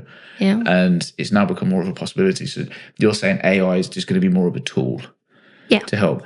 I have this vision that, you know how right now we think back and we go, well, classical music, that's a bit of an old era style, that, isn't it? That's what the older generation listened to. They'll sit down and put their vinyl player on and listen to, I don't know, Maurice Ravel.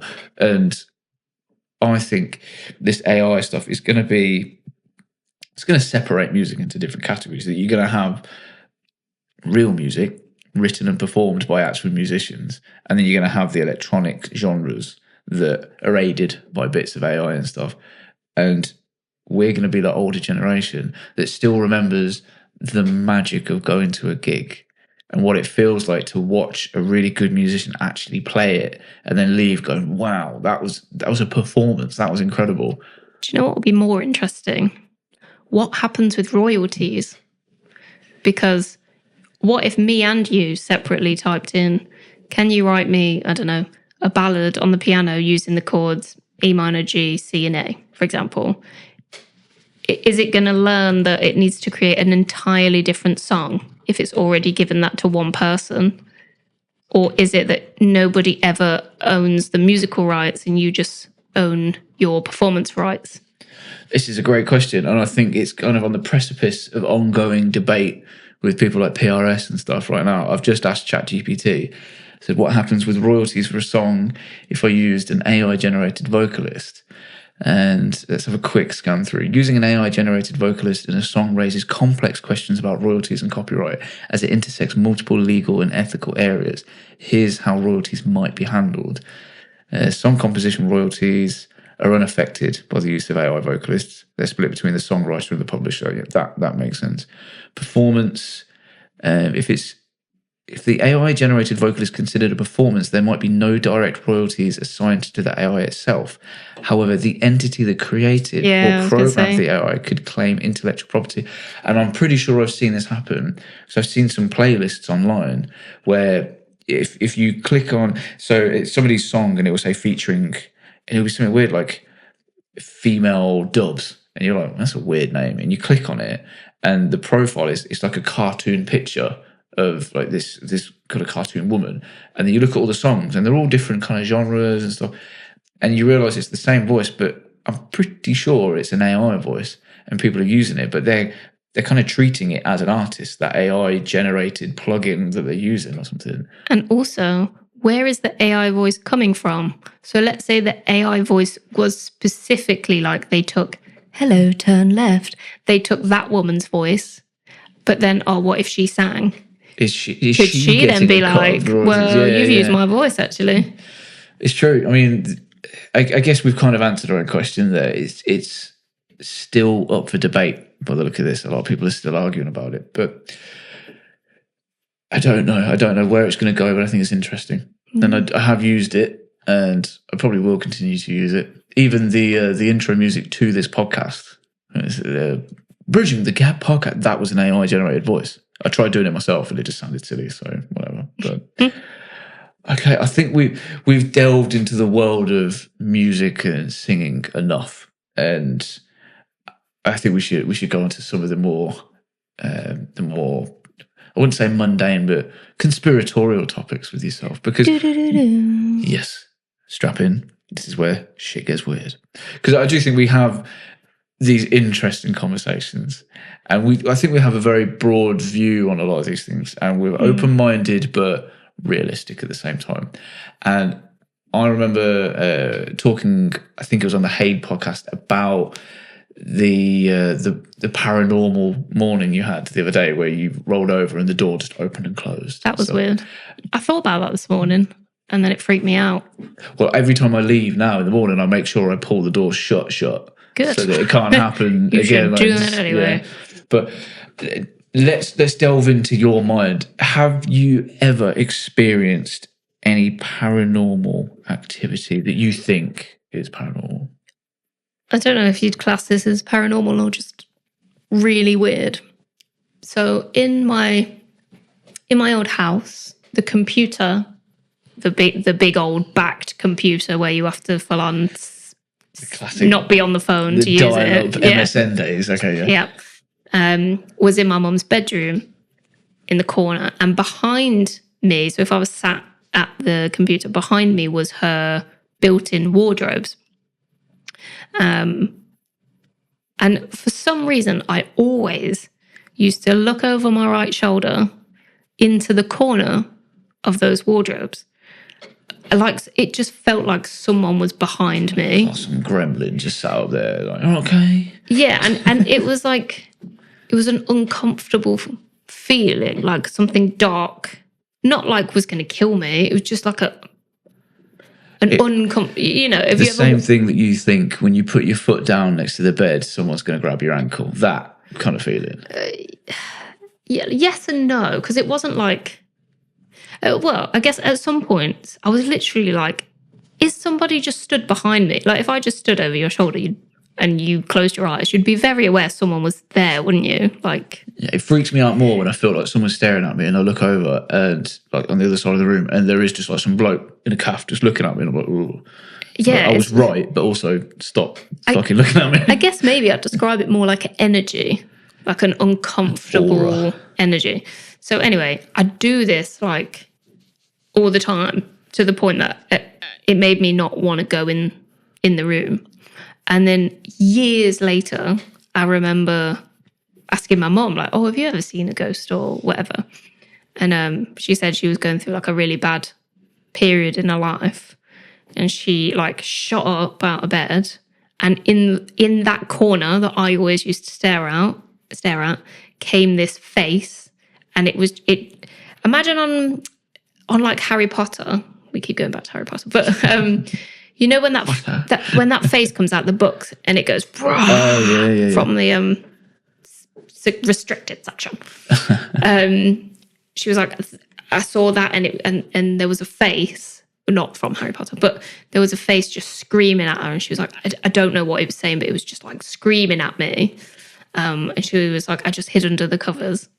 And I was like, how weird is that exact same corner I used to stare at all the time, like something is watching me, like there's something there. I was like, what? So, I wouldn't have wanted to stay sleeping in there. I'd have been like, switch rooms with me, with your brother. But often it could have been the house creaking, but you know when you know the noises of your house? Yeah, okay. Like... Oh, when it's warming up and cooling down and the creaks. And, okay, yeah. There's a certain sound that the stairs make when you'd walk up them compared to the house like warming or cooling down. Yeah. And often me and my brothers would be like, did you hear someone on the stairs yesterday? And I'd be like, yep. And it's like someone... You sure that wasn't one of your brothers doing it and probably just watching you? Just trying to get on my nerves. But often like you'd hear a creak and I'd look out because my room obviously was right next to the stairs. And I'd look out like, is somebody coming up the stairs? And there's nobody there. But it never felt scary or like uncomfortable, like the wardrobe feeling. Yeah. What about you? I'll be honest, not really. Not really as in no, or... Nothing in particular. I've always had those kind of feelings. I mean, when I was teenager... When I was young. Teenager, I used to go out, get drunk, be an idiot. And then I was always too stubborn to pay for a taxi home, so I'd walk home. And we lived in like a village away from the town. So there'd always be that one part where you're leaving civilization behind a little bit and walking down this... we used to call it the Black Tracks. It used to be an old railway line, but it was disused. But you'd be walking through there for like a good 10, 15 minutes in pretty much blackness. Were you not terrified? Well, this is it. I mean, we've spoken about this before. It's quite an interesting topic that a lot of lads don't realise this growing up. But when we walk around late at night, we're not walking around that worried. We're walking around going, I better make sure there's not like a gang of youths on the corner that want my phone or want to scrap. So we're kind of walking around like chest out. Oh, fucking come on in. That's probably my little man syndrome more than anything, but that's what we worry about. And then you've kind of made me aware girls worry about a lot more when they walk home at night and they're wondering who's walking behind them. I'm not. I'm wondering, why are you behind me? Do you want a chip? That's usually what I'm like. Do you want a chip? Do you want a bit of a kebab? All right, hold that. I'm going to go for a wee. Like, it's completely different for us. But those moments, you know, when you've been in the dark for long enough that your eyes adjust, so you still can kind of see there's like a bit of the night sky brightening up the place a little bit. But those moments still kind of made me creeped out. I'm even though these podcasts, we talk about a lot of weird shit, I'm still a bit of a skeptic. I'm like, I'll believe aliens when I see aliens. I'll believe this when I see proof. I'm always that kind of person. But still, when I'm in those scenarios, I'm still going, but what if there is something in that bush that wants to run out? I'm not worried about like someone hiding in there and trying to grab me and do nasty things to me. It's more, I'm going, what if there's an alien with a really long hand that's just going to stroke the side of my face or something? And I'm like, ah! Go and give me a chip. But I think a lot of people are like that with the whole, I've got to turn the light off before I run up the stairs, and run being the optimum word. They turn the light off and leg it. But you always take the mick out of me when I go in the attic, don't you? Well, you created that scenario for yourself. You make it worse. Momo in the attic. Yeah, every time it's always me that has to go in the attic, and you like to say, I will go in the attic. I will put my big girl pants on.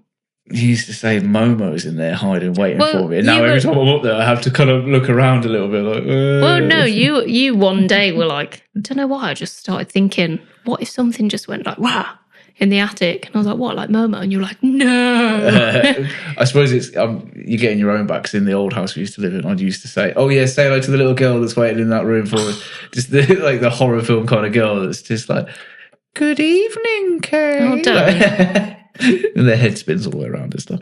But no, I mean, in terms of actual paranormal stuff, no, not really. And I'm kind of thankful for it, kind of not. Because I think if I did, it'd creep me out. It's just, I'd just be like, oh, I'm going to need a few days off work, I think. But no, not really. But this kind of leads on nicely to, I was talking to someone the other day about ghosts. Have you ever seen any kind of ghost? I don't think what you've just mentioned. Do you believe they exist? And if so, what do you think happens when we pass? I've never seen one. Do I think it's impossible? No. I think this world is insane. Like when you think we're just floating on a giant rock in the middle of nothingness. Yeah. With billions upon trillions of galaxies and planets, and like, what? Why? Like, that is it. That is the burning question for all of us, isn't it? Why? There's trees that give us oxygen and plants that give us medicine and give us food, and why? I think that's the thing I struggle with. It's all too perfect.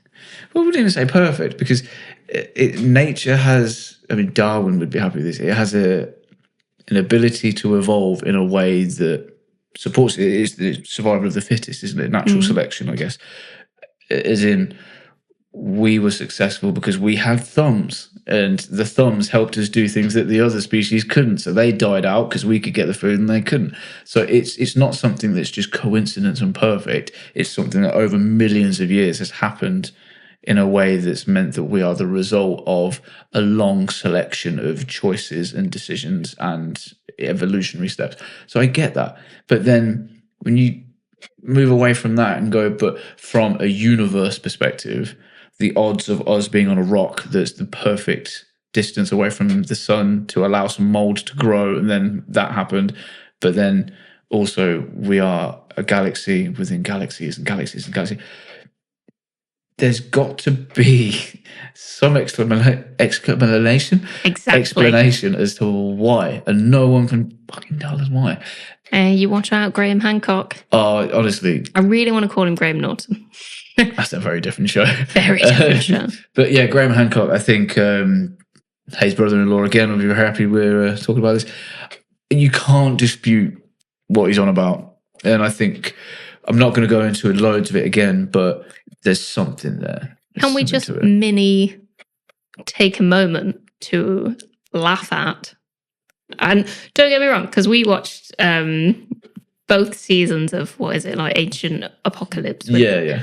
I'd like to count the amount of times he says Göbekli Tepe. Oh, it's not a word anymore. It's not a word. Göbekli Tepe. And cataclysm. Oh, yeah. He loves that word. Cataclysm. Yeah. It's a cataclysm.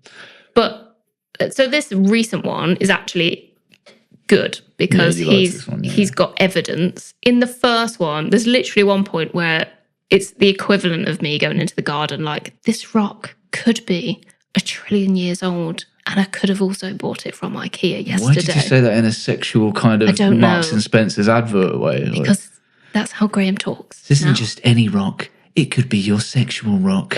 Graham might have a sex rock. He might. But let's not discredit the fact that what he's doing is... what he's doing is great. It makes sense. Yeah.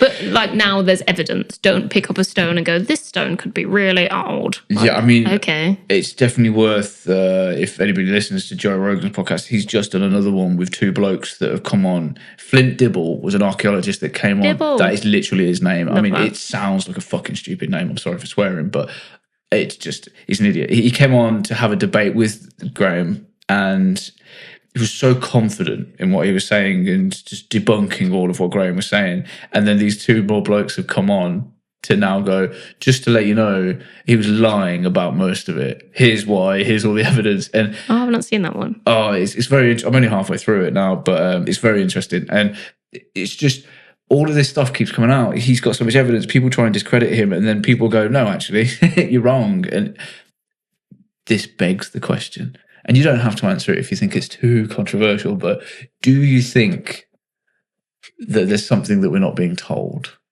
Absolutely. By who? The government. What they called? World Economic Forum. Yep. Who's the people who own BlackRock and the world? Oh, the Rothschilds. Yeah. Yeah. There's so much going on. Like, I think you can cure cancer. Absolutely. Several different ways. Reckon? Absolutely, yeah. There's lots of people who have cured cancer and then they suspiciously died because it wasn't profitable. Yeah, that's like Joe Rogan's always... Is it Joe? Someone's always on about cars that they've managed to power through water and hydrogen and stuff, and those people always conveniently die. Yeah. Like a week after they make it public that they've managed to do it. And like, why aren't roads all solar power and the cars run off that energy of the sun? Like, we'd never have to pay for anything. I mean, that's just a case of, at the time when they were building the roads, they didn't have the knowledge and the ability to make them solar power. Do you know how much that costs?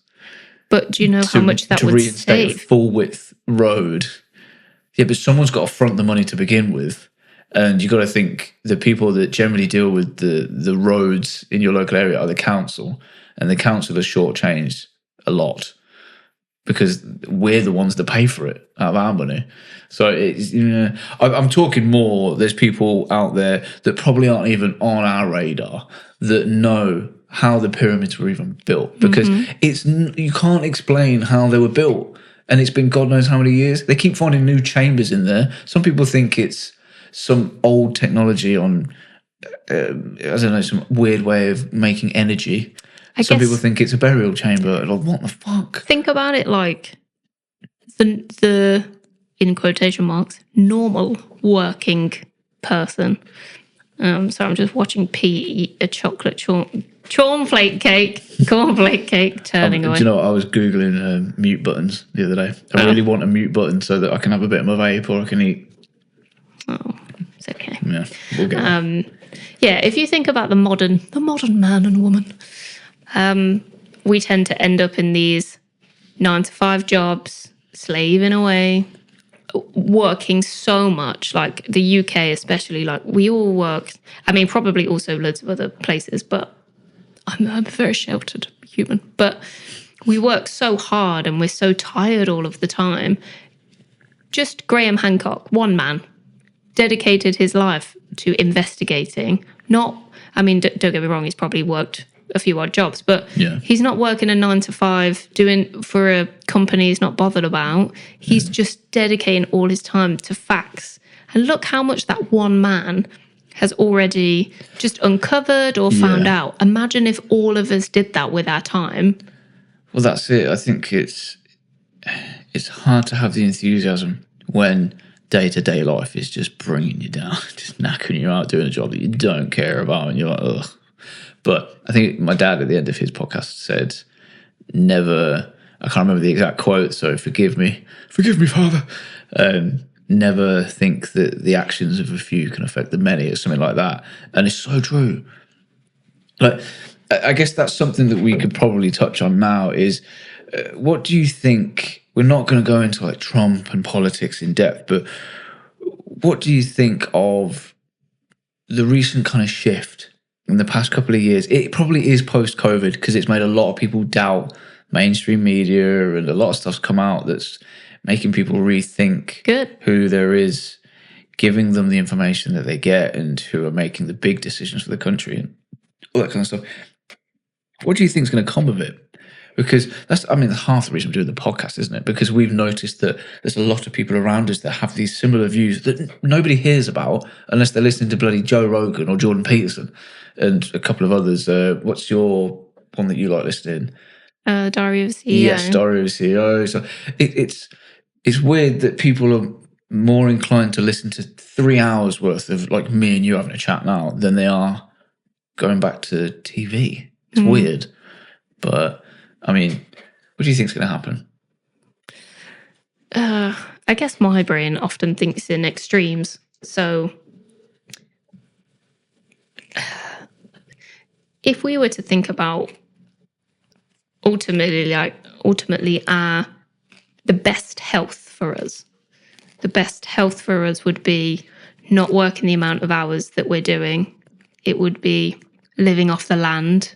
It would probably be like in a peaceful Lake District, relaxing environment where you're in a community where everybody helps each other.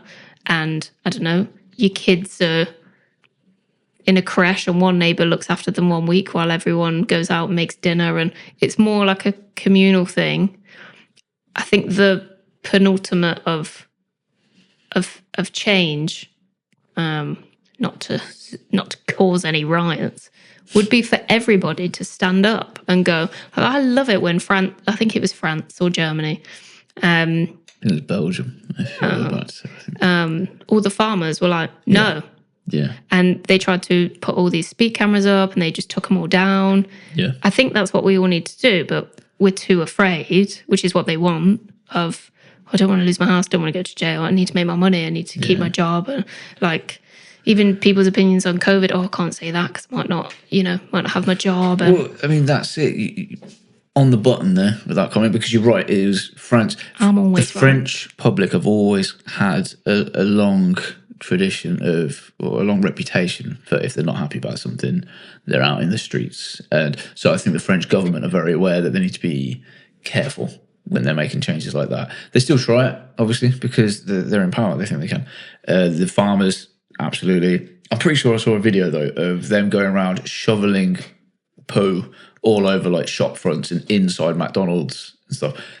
I don't get that because it's not McDonald's fault, is it? Well, you got to think they're farmers, and McDonald's is probably putting them out of money. So I kind of get the McDonald's thing. And for anybody listening, it's not food.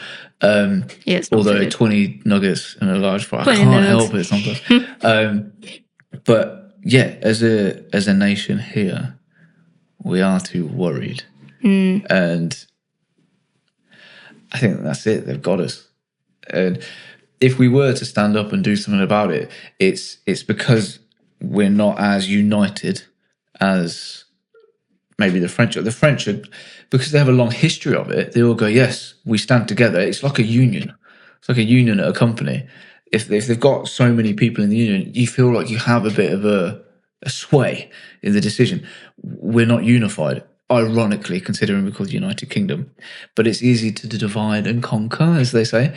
But sorry, carry on. I was just going to say also, we feel like there's a lot to lose. Like, do you want to sacrifice what you morally believe in for potentially no nice house, no heating, no nice... We're so comfy as a nation. Like, we live very richly in so many ways. First world country. Yeah. Like, does anyone want to sacrifice that for an opinion? Nope. Yeah, it's very easy to have the opinion, but then when things start changing and you don't have the luxuries anymore, Which you start going, what? When you've got nothing to lose, like the farmers, when you've got nothing to lose, when you're at war, then you're like, come on, all right, it's time to do something. Yeah. But I mean, even now, this new tax stuff that's going on, Clarkson's obviously been out there moaning about it. It's pretty much going to put farmers out of business because it's not going to. I'm not going to go into it too much detail because I've not read enough about it right now. But it's madness. I do think though, it's very easy for them now, and this is where my dad comes in and starts moaning about control. And they're doing all these measures to control us because then they can nip it in the bud before it ever gets to the point of a France-style scale problem. But we've already seen small kind of pilot studies, and that's what a lot of people think COVID was, and it was a test to see how obedient we'd be. We've also seen with online culture and this cancel culture and stuff. I mean, even this podcast has been banned within the first day or two on YouTube. It wasn't even that. It was like a few hours, and YouTube was like, oh no. Yeah, it was apparently COVID misinformation. But if you listen back to all of it, at no specific point do we say that it was a terrible thing and point fingers directly. I think my dad might have at some point, but I think it's ridiculous that we can't even talk about it. And the inability to have an informed discussion that might have altering views, it's not good. I mean, even sometimes me and you disagree about stuff. I think the whole feminism side of things sometimes gets a bit tasty when we talk about that. We won't go into it today. But but we still don't argue at the point where we won't talk for a week and like you kick me out of the house because you don't like my views on something. But that's the culture we live in now, isn't it? It's terrible. Yeah, and I think also it's tricky because it's a bit of a circle. Part of the problem is my grammar throughout this whole thing verbally has been terrible. I'm very sorry. Part of the problem is things that are spoken about with it. Like, we never watch the news, but the topics that they bring up take up so much of people's time, like especially the older generation, but you know, stuff to do with like whether it's transgender or whatever, like it's just keeping everybody busy. Like, I don't care. I'm not interested. Like, yes, you know, if they're doing stuff in schools, then I don't agree with that. But it's taking up so much time when we all could be discussing, well, let's stop shopping at Aldi. Let's go to the farm. Let's go to the farmer's market. Let's buy all our food from there. Let's do X, Y, and Z. And when all of these other topics are thrown about and everyone's arguing and debating, it's keeping us very busy and distracted from, I often think, okay, if that's what you're talking about, what are you actually doing? That's it. This is where, just for having these kind of opinions, people we know, I'm not going to name anybody's names, but they would turn around to us and say, well, you're a conspiracy nut, aren't you? Yeah. You're bonkers. You've got these really ill-informed opinions. And you go, well, they're not ill-informed. They're quite logical. And I can't remember the quote. Obviously, it's a Rogan quote, where if you provide the masses food and entertainment, you'll never have to worry about them. And as you've just said there, it's a big distraction kind of game. Isn't it easy to all argue about what gender things are and what's allowed, who's allowed a toilet where, and I mean, one of the comedians we saw in Manchester, he made a brilliant point. You've all got a unisex toilet in your house. Yeah. All right, you don't all use it at the same time, but I thought it was brilliant. I was like, oh shit, I've never thought about it like that. But it's very easy to have all this advertising for real crap fast food in your face, but make it so addictive that it feels like a luxury and like a treat. But then also you got crap on TV, Love Island, stuff that just doesn't mean anything, but it's going to numb your brain, when all the while they're doing the really important stuff. that's going to make them a lot of money and give them all the power. And isn't it interesting that as soon as someone goes, I don't really like that, I'd rather we actually pay attention to what you were saying there and support local farmers and local independent businesses and butchers. Yeah, let's do stuff like that.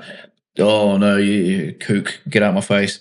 Like, it's ridiculous, but I'm off on a rant. You have to stop me every now and then. I'm sorry. No, but it's very true. I'm used to you. I live with you. But I will say we're on 2 hours and 5 minutes.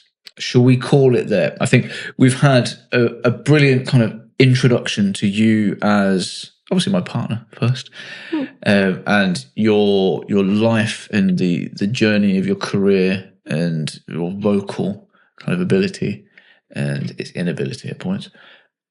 And we've delved into a little bit of who you are outside of the world of music and your opinions on stuff. And I think that a lot of people that listen to these podcasts anyway will be in the same clique as you and they'll agree with you. And we can come back periodically, like I say to everybody, and see what else is going on in your life. Because that's all these are tending to be now. They're turning out to just be, tell us your life story, and we all want to kind of listen in and hear about it. I think that's one thing. No one really talks about their life story. And obviously that could be very long, but I think that's fascinating. People, stuff you didn't know about people or... So, yeah, that's cool. Well, I can't say that was intentional. I think we started this because we always have interesting conversations anyway, and we've started noticing that other people have similar, and we're going, oh, well, maybe people would want to hear it, and maybe they'd want to come on and give us their 2 cents on it as well. My dad especially being one of them. But it's slowly becoming life stories of people. They don't have to be famous. They don't have to be high up academics that have got really strong opinions on climate change or something. As much as I will endeavour to find those people and have them in, it's also really interesting to just find the average Joe and hear their backstory. Because sometimes, like Matty yesterday and Haid, it's fucking interesting. Yeah. But then to have them coming back in and hear what's changing makes people start realising that we're all human and we're all having the same issues, we're all fighting the same battles, but we're all having the same successes as well. And I would say a lot of the media tend to make out that basically we're all stupid.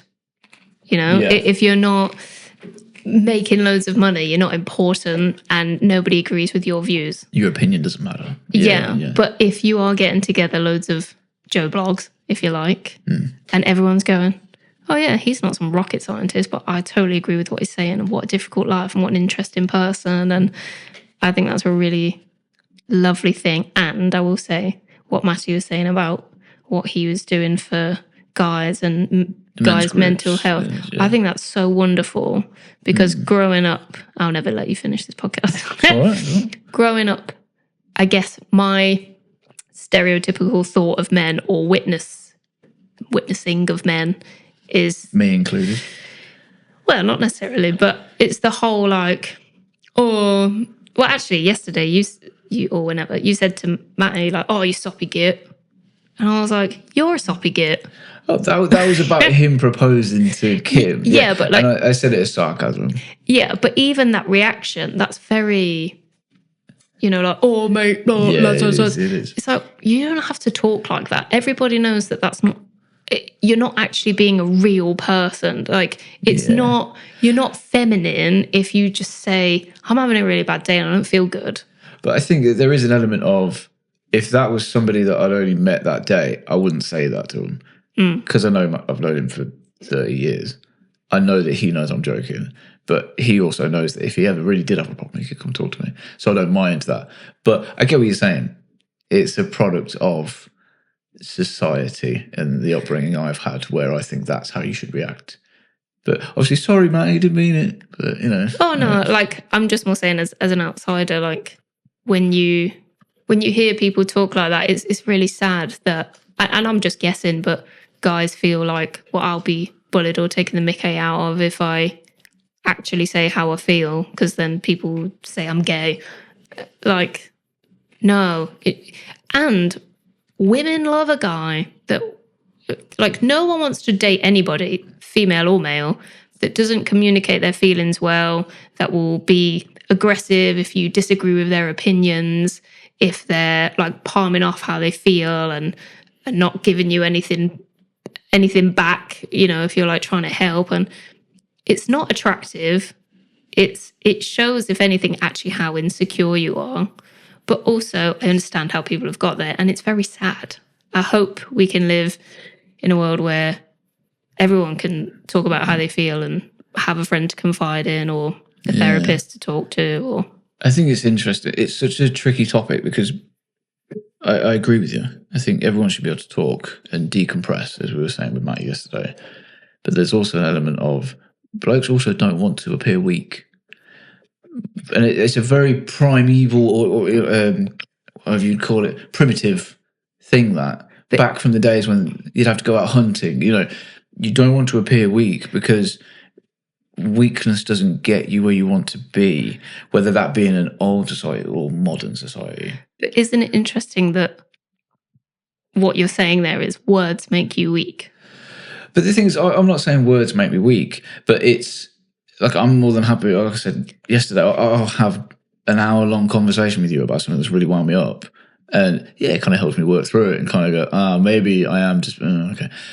But there's this impending fear that if men, and I can't speak for all men, this is just my assumption, so, that if we start going, okay, yeah, I'll talk about my feelings and I'll be really open, I'll be an open book, that eventually that will snowball into the fact that I don't know if I'm a man anymore because I'm just too emotional all the time.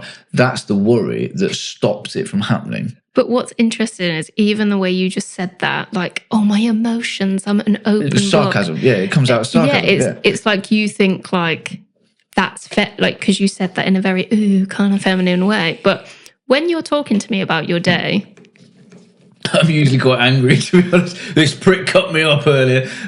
Like, at no point am I going, you're emotional. Like, if you were crying, I wouldn't be going, oh, you're emotional. If I'm crying because someone cut me up, then yeah, worried. Well, yeah, like, but the same. If I was crying because someone cut me up, you'd be like, all right. It's exactly the same. If I was moaning about you about my day, you wouldn't be going, oh, she's emotional. You'd be going, oh, you've had a bad day. And it is the exact same for me. You're not weak. You're not my man. But you get what I'm saying. I'm agreeing with you, really. I'm going, but this is the reason why men will start feeling not like men anymore. They'll be like, but I'm meant to be the protector. Rah. So, all right, I'll talk. Silly things might start happening. I'll talk about my feelings with you and I'll be a lot more open, but I'm going to grow a beard so I still feel manly. You know, it could manifest itself in loads of different ways, but I don't know. Let me ask you a question. Yeah. What makes you feel manly? Breaking stuff with hammers and shit. Well, okay, well, you never do that. So. It's just the first thing that came to my head. I don't know. I mean, I changed the solenoid valve on my car today. That felt very manly. Took me 2 minutes, but I don't know. It's a weird question to be asked, but I think it is being a protector and a provider, which I know there's some people out there that would probably say to me, you're not. But it is getting a sense of that and feeling responsible and kind of helping. And there is an element of brawn to it. People want to appear physically manly as well. Beard, muscles, rah, there is that. But I don't have a lot of that. So I have to kind of lean into other types, you know. But I think that answer is going to be different for every bloke you ask. All right, there might be some average answers. But you are going to get the blokes out there that go, yeah, 6 foot hench, could punch through a brick wall. That's manly. Could build you a house in 2 weeks. Manly. I'm a plumber. I'm a lecky. I'm a spark. And I guess a lot of this comes down to the boys play with the trucks and the girls play with the Barbies. Well, I was talking to my boss at work about this the other day. I hope I'm not going to name your name, and we don't name the company, and we were talking about this, how it's so weird that that's just an assumption. That's how we are brought up to feel like as blokes in a fundamentalist society, and the expectation of the nuclear family. Bloke's the breadwinner. The stay-at-home mum looks after the kids. That's the perfect little Springfield Simpson-style family. That's what we've been brought up to expect, and that's what that's kind of burnt into our brains. And that's just how. So any movement away from that feels uncomfortable, and we don't like it. So we compensate for it in other ways. But I feel like it is possible to do that. But then you get worried that you might go too far, and you're like, oh shit! Like, Well, I mean, it's weird. For me, as long as your penis isn't in another Yeah, person, okay, whether that's wow. a man or a woman, it's fine. That was a different turn to this. I mean, I'm obviously not that uncomfortable with this because, earlier I said if you want to release a best-selling Beyonce-style album, I'll happily be a house husband. So I'm not that uncomfortable with the idea of switching roles. But there's still an element of me that wants to feel not masculine, but like have a purpose. No. Just in terms of to feel like a bloke, just as much as I could go. Well, why do you wear makeup then? You were like, it makes me feel better about how I look because I've been brought up to think that throughout my childhood, playing with Disney princess dolls and watching all these films of Disney films has made me think that you've got to look pretty as a woman and wear a nice dress and wear makeup and look perfect. And I'm like, well, you don't need the makeup. I think you look great without it. And you're like, but I want to. I'm like, well, okay. Why do I still want to feel a bit manly? Well, I guess that's where I'm going. Well, what if you didn't wear the makeup? And we both shared the chores around the house. You go change the valve on my car. There's instantly going to be this worry. But what if in a year's time I'm a full-on tomboy and you can't tell the difference because I've got a beard as well? Like, it's drastic and stupid for me to talk about it like that. But you get my point. Yeah. You'd feel the same. Then before you know it, we're all trans. We're all the same gender. I'll mute your mic if you carry on singing that song. Copyright issues, that's the only reason. Oh, yeah. I promise, yeah. I've never even seen that film. But What film is it? High School Musical. Which a lot of my students will be. Yeah, I'm not going to lie, I have seen it. Ben Jewis, if you're listening, it's your fault, but I'm not sad about it. You know the words. I don't know the words, but I definitely watched it. I'm pretty sure it was with him anyway. If it's not, I'm sorry. I feel like we should come back to this topic, and I feel like you should ask people that you sit with what makes you feel like a man and what makes you feel less like a man, and why do you think that is? Well, yeah, I can do that. It'd be interesting anyway to ask people. It would be very interesting to ask Matty, to ask Haid, definitely to ask Mitch. I'd be interested in, because I'd like to get Mitch on if he ever listens to this. Because Mitch. Well, Mitch has some strong opinions, but he can back them up as well. I think it'd be great on this to get not some heated debate in a bad way, but some interesting discussions out of it. But I could do that, and we could bring it. I think that if we do another podcast, it'd be great to kind of get a little update on the singing and what you're doing as an artist, but also to delve into this topic of feminism that we've discussed in the past, but also these topics of, it's not quite a gender debate, is it? It's more functionality within the household in given society. But what I'd also like to do is, if anybody's actually listening and they want to, I'd like to start asking people to send in topics that they would like me and you to discuss, because we get a male and a female perspective, but we also get a girlfriend-boyfriend perspective, as in we're in a relationship. So it's interesting to watch how you might twitch if I'm talking about a certain subject and you go, but I don't like that, as you're my partner. I don't like the idea that your opinion's like that. So I think we're safe enough that if something annoys you, we'll talk about it and we'll be all right. Because, it's been 4 years now. We've not had major arguments, really. Touch wood. But no, what I'm asking for is, if people want to send in questions, do it on the Instagram page or anything like that.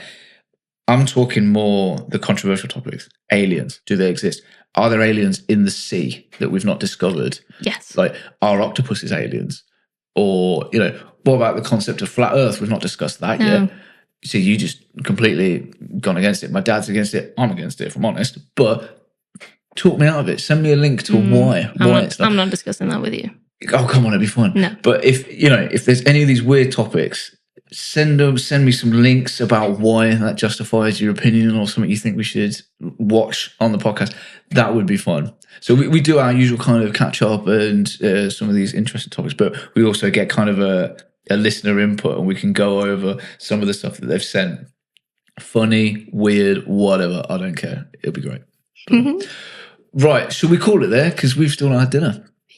By dinner, he means chocolate fondue. Absolutely. It's going to be, it's dessert for dinner, but that's great. Best kind. Right, well, thank you all for tuning in, and thank you for coming in and telling us more about you, even though I know all about you, but letting other people know about you. It's all right. And we're obviously going to do this again because we live in the same house, so this can be the most regular one that people get to hear. So that's... Poor you. Pardon? I was like, poor you. No, it's not even a poor me. But that's why I'd like this to be kind of one of the ones that we can talk about what the listeners are asking us to talk about. That. Yeah, so we can. It's getting a little bit radio, but it's not radio because I can say fuck and shit. It doesn't matter.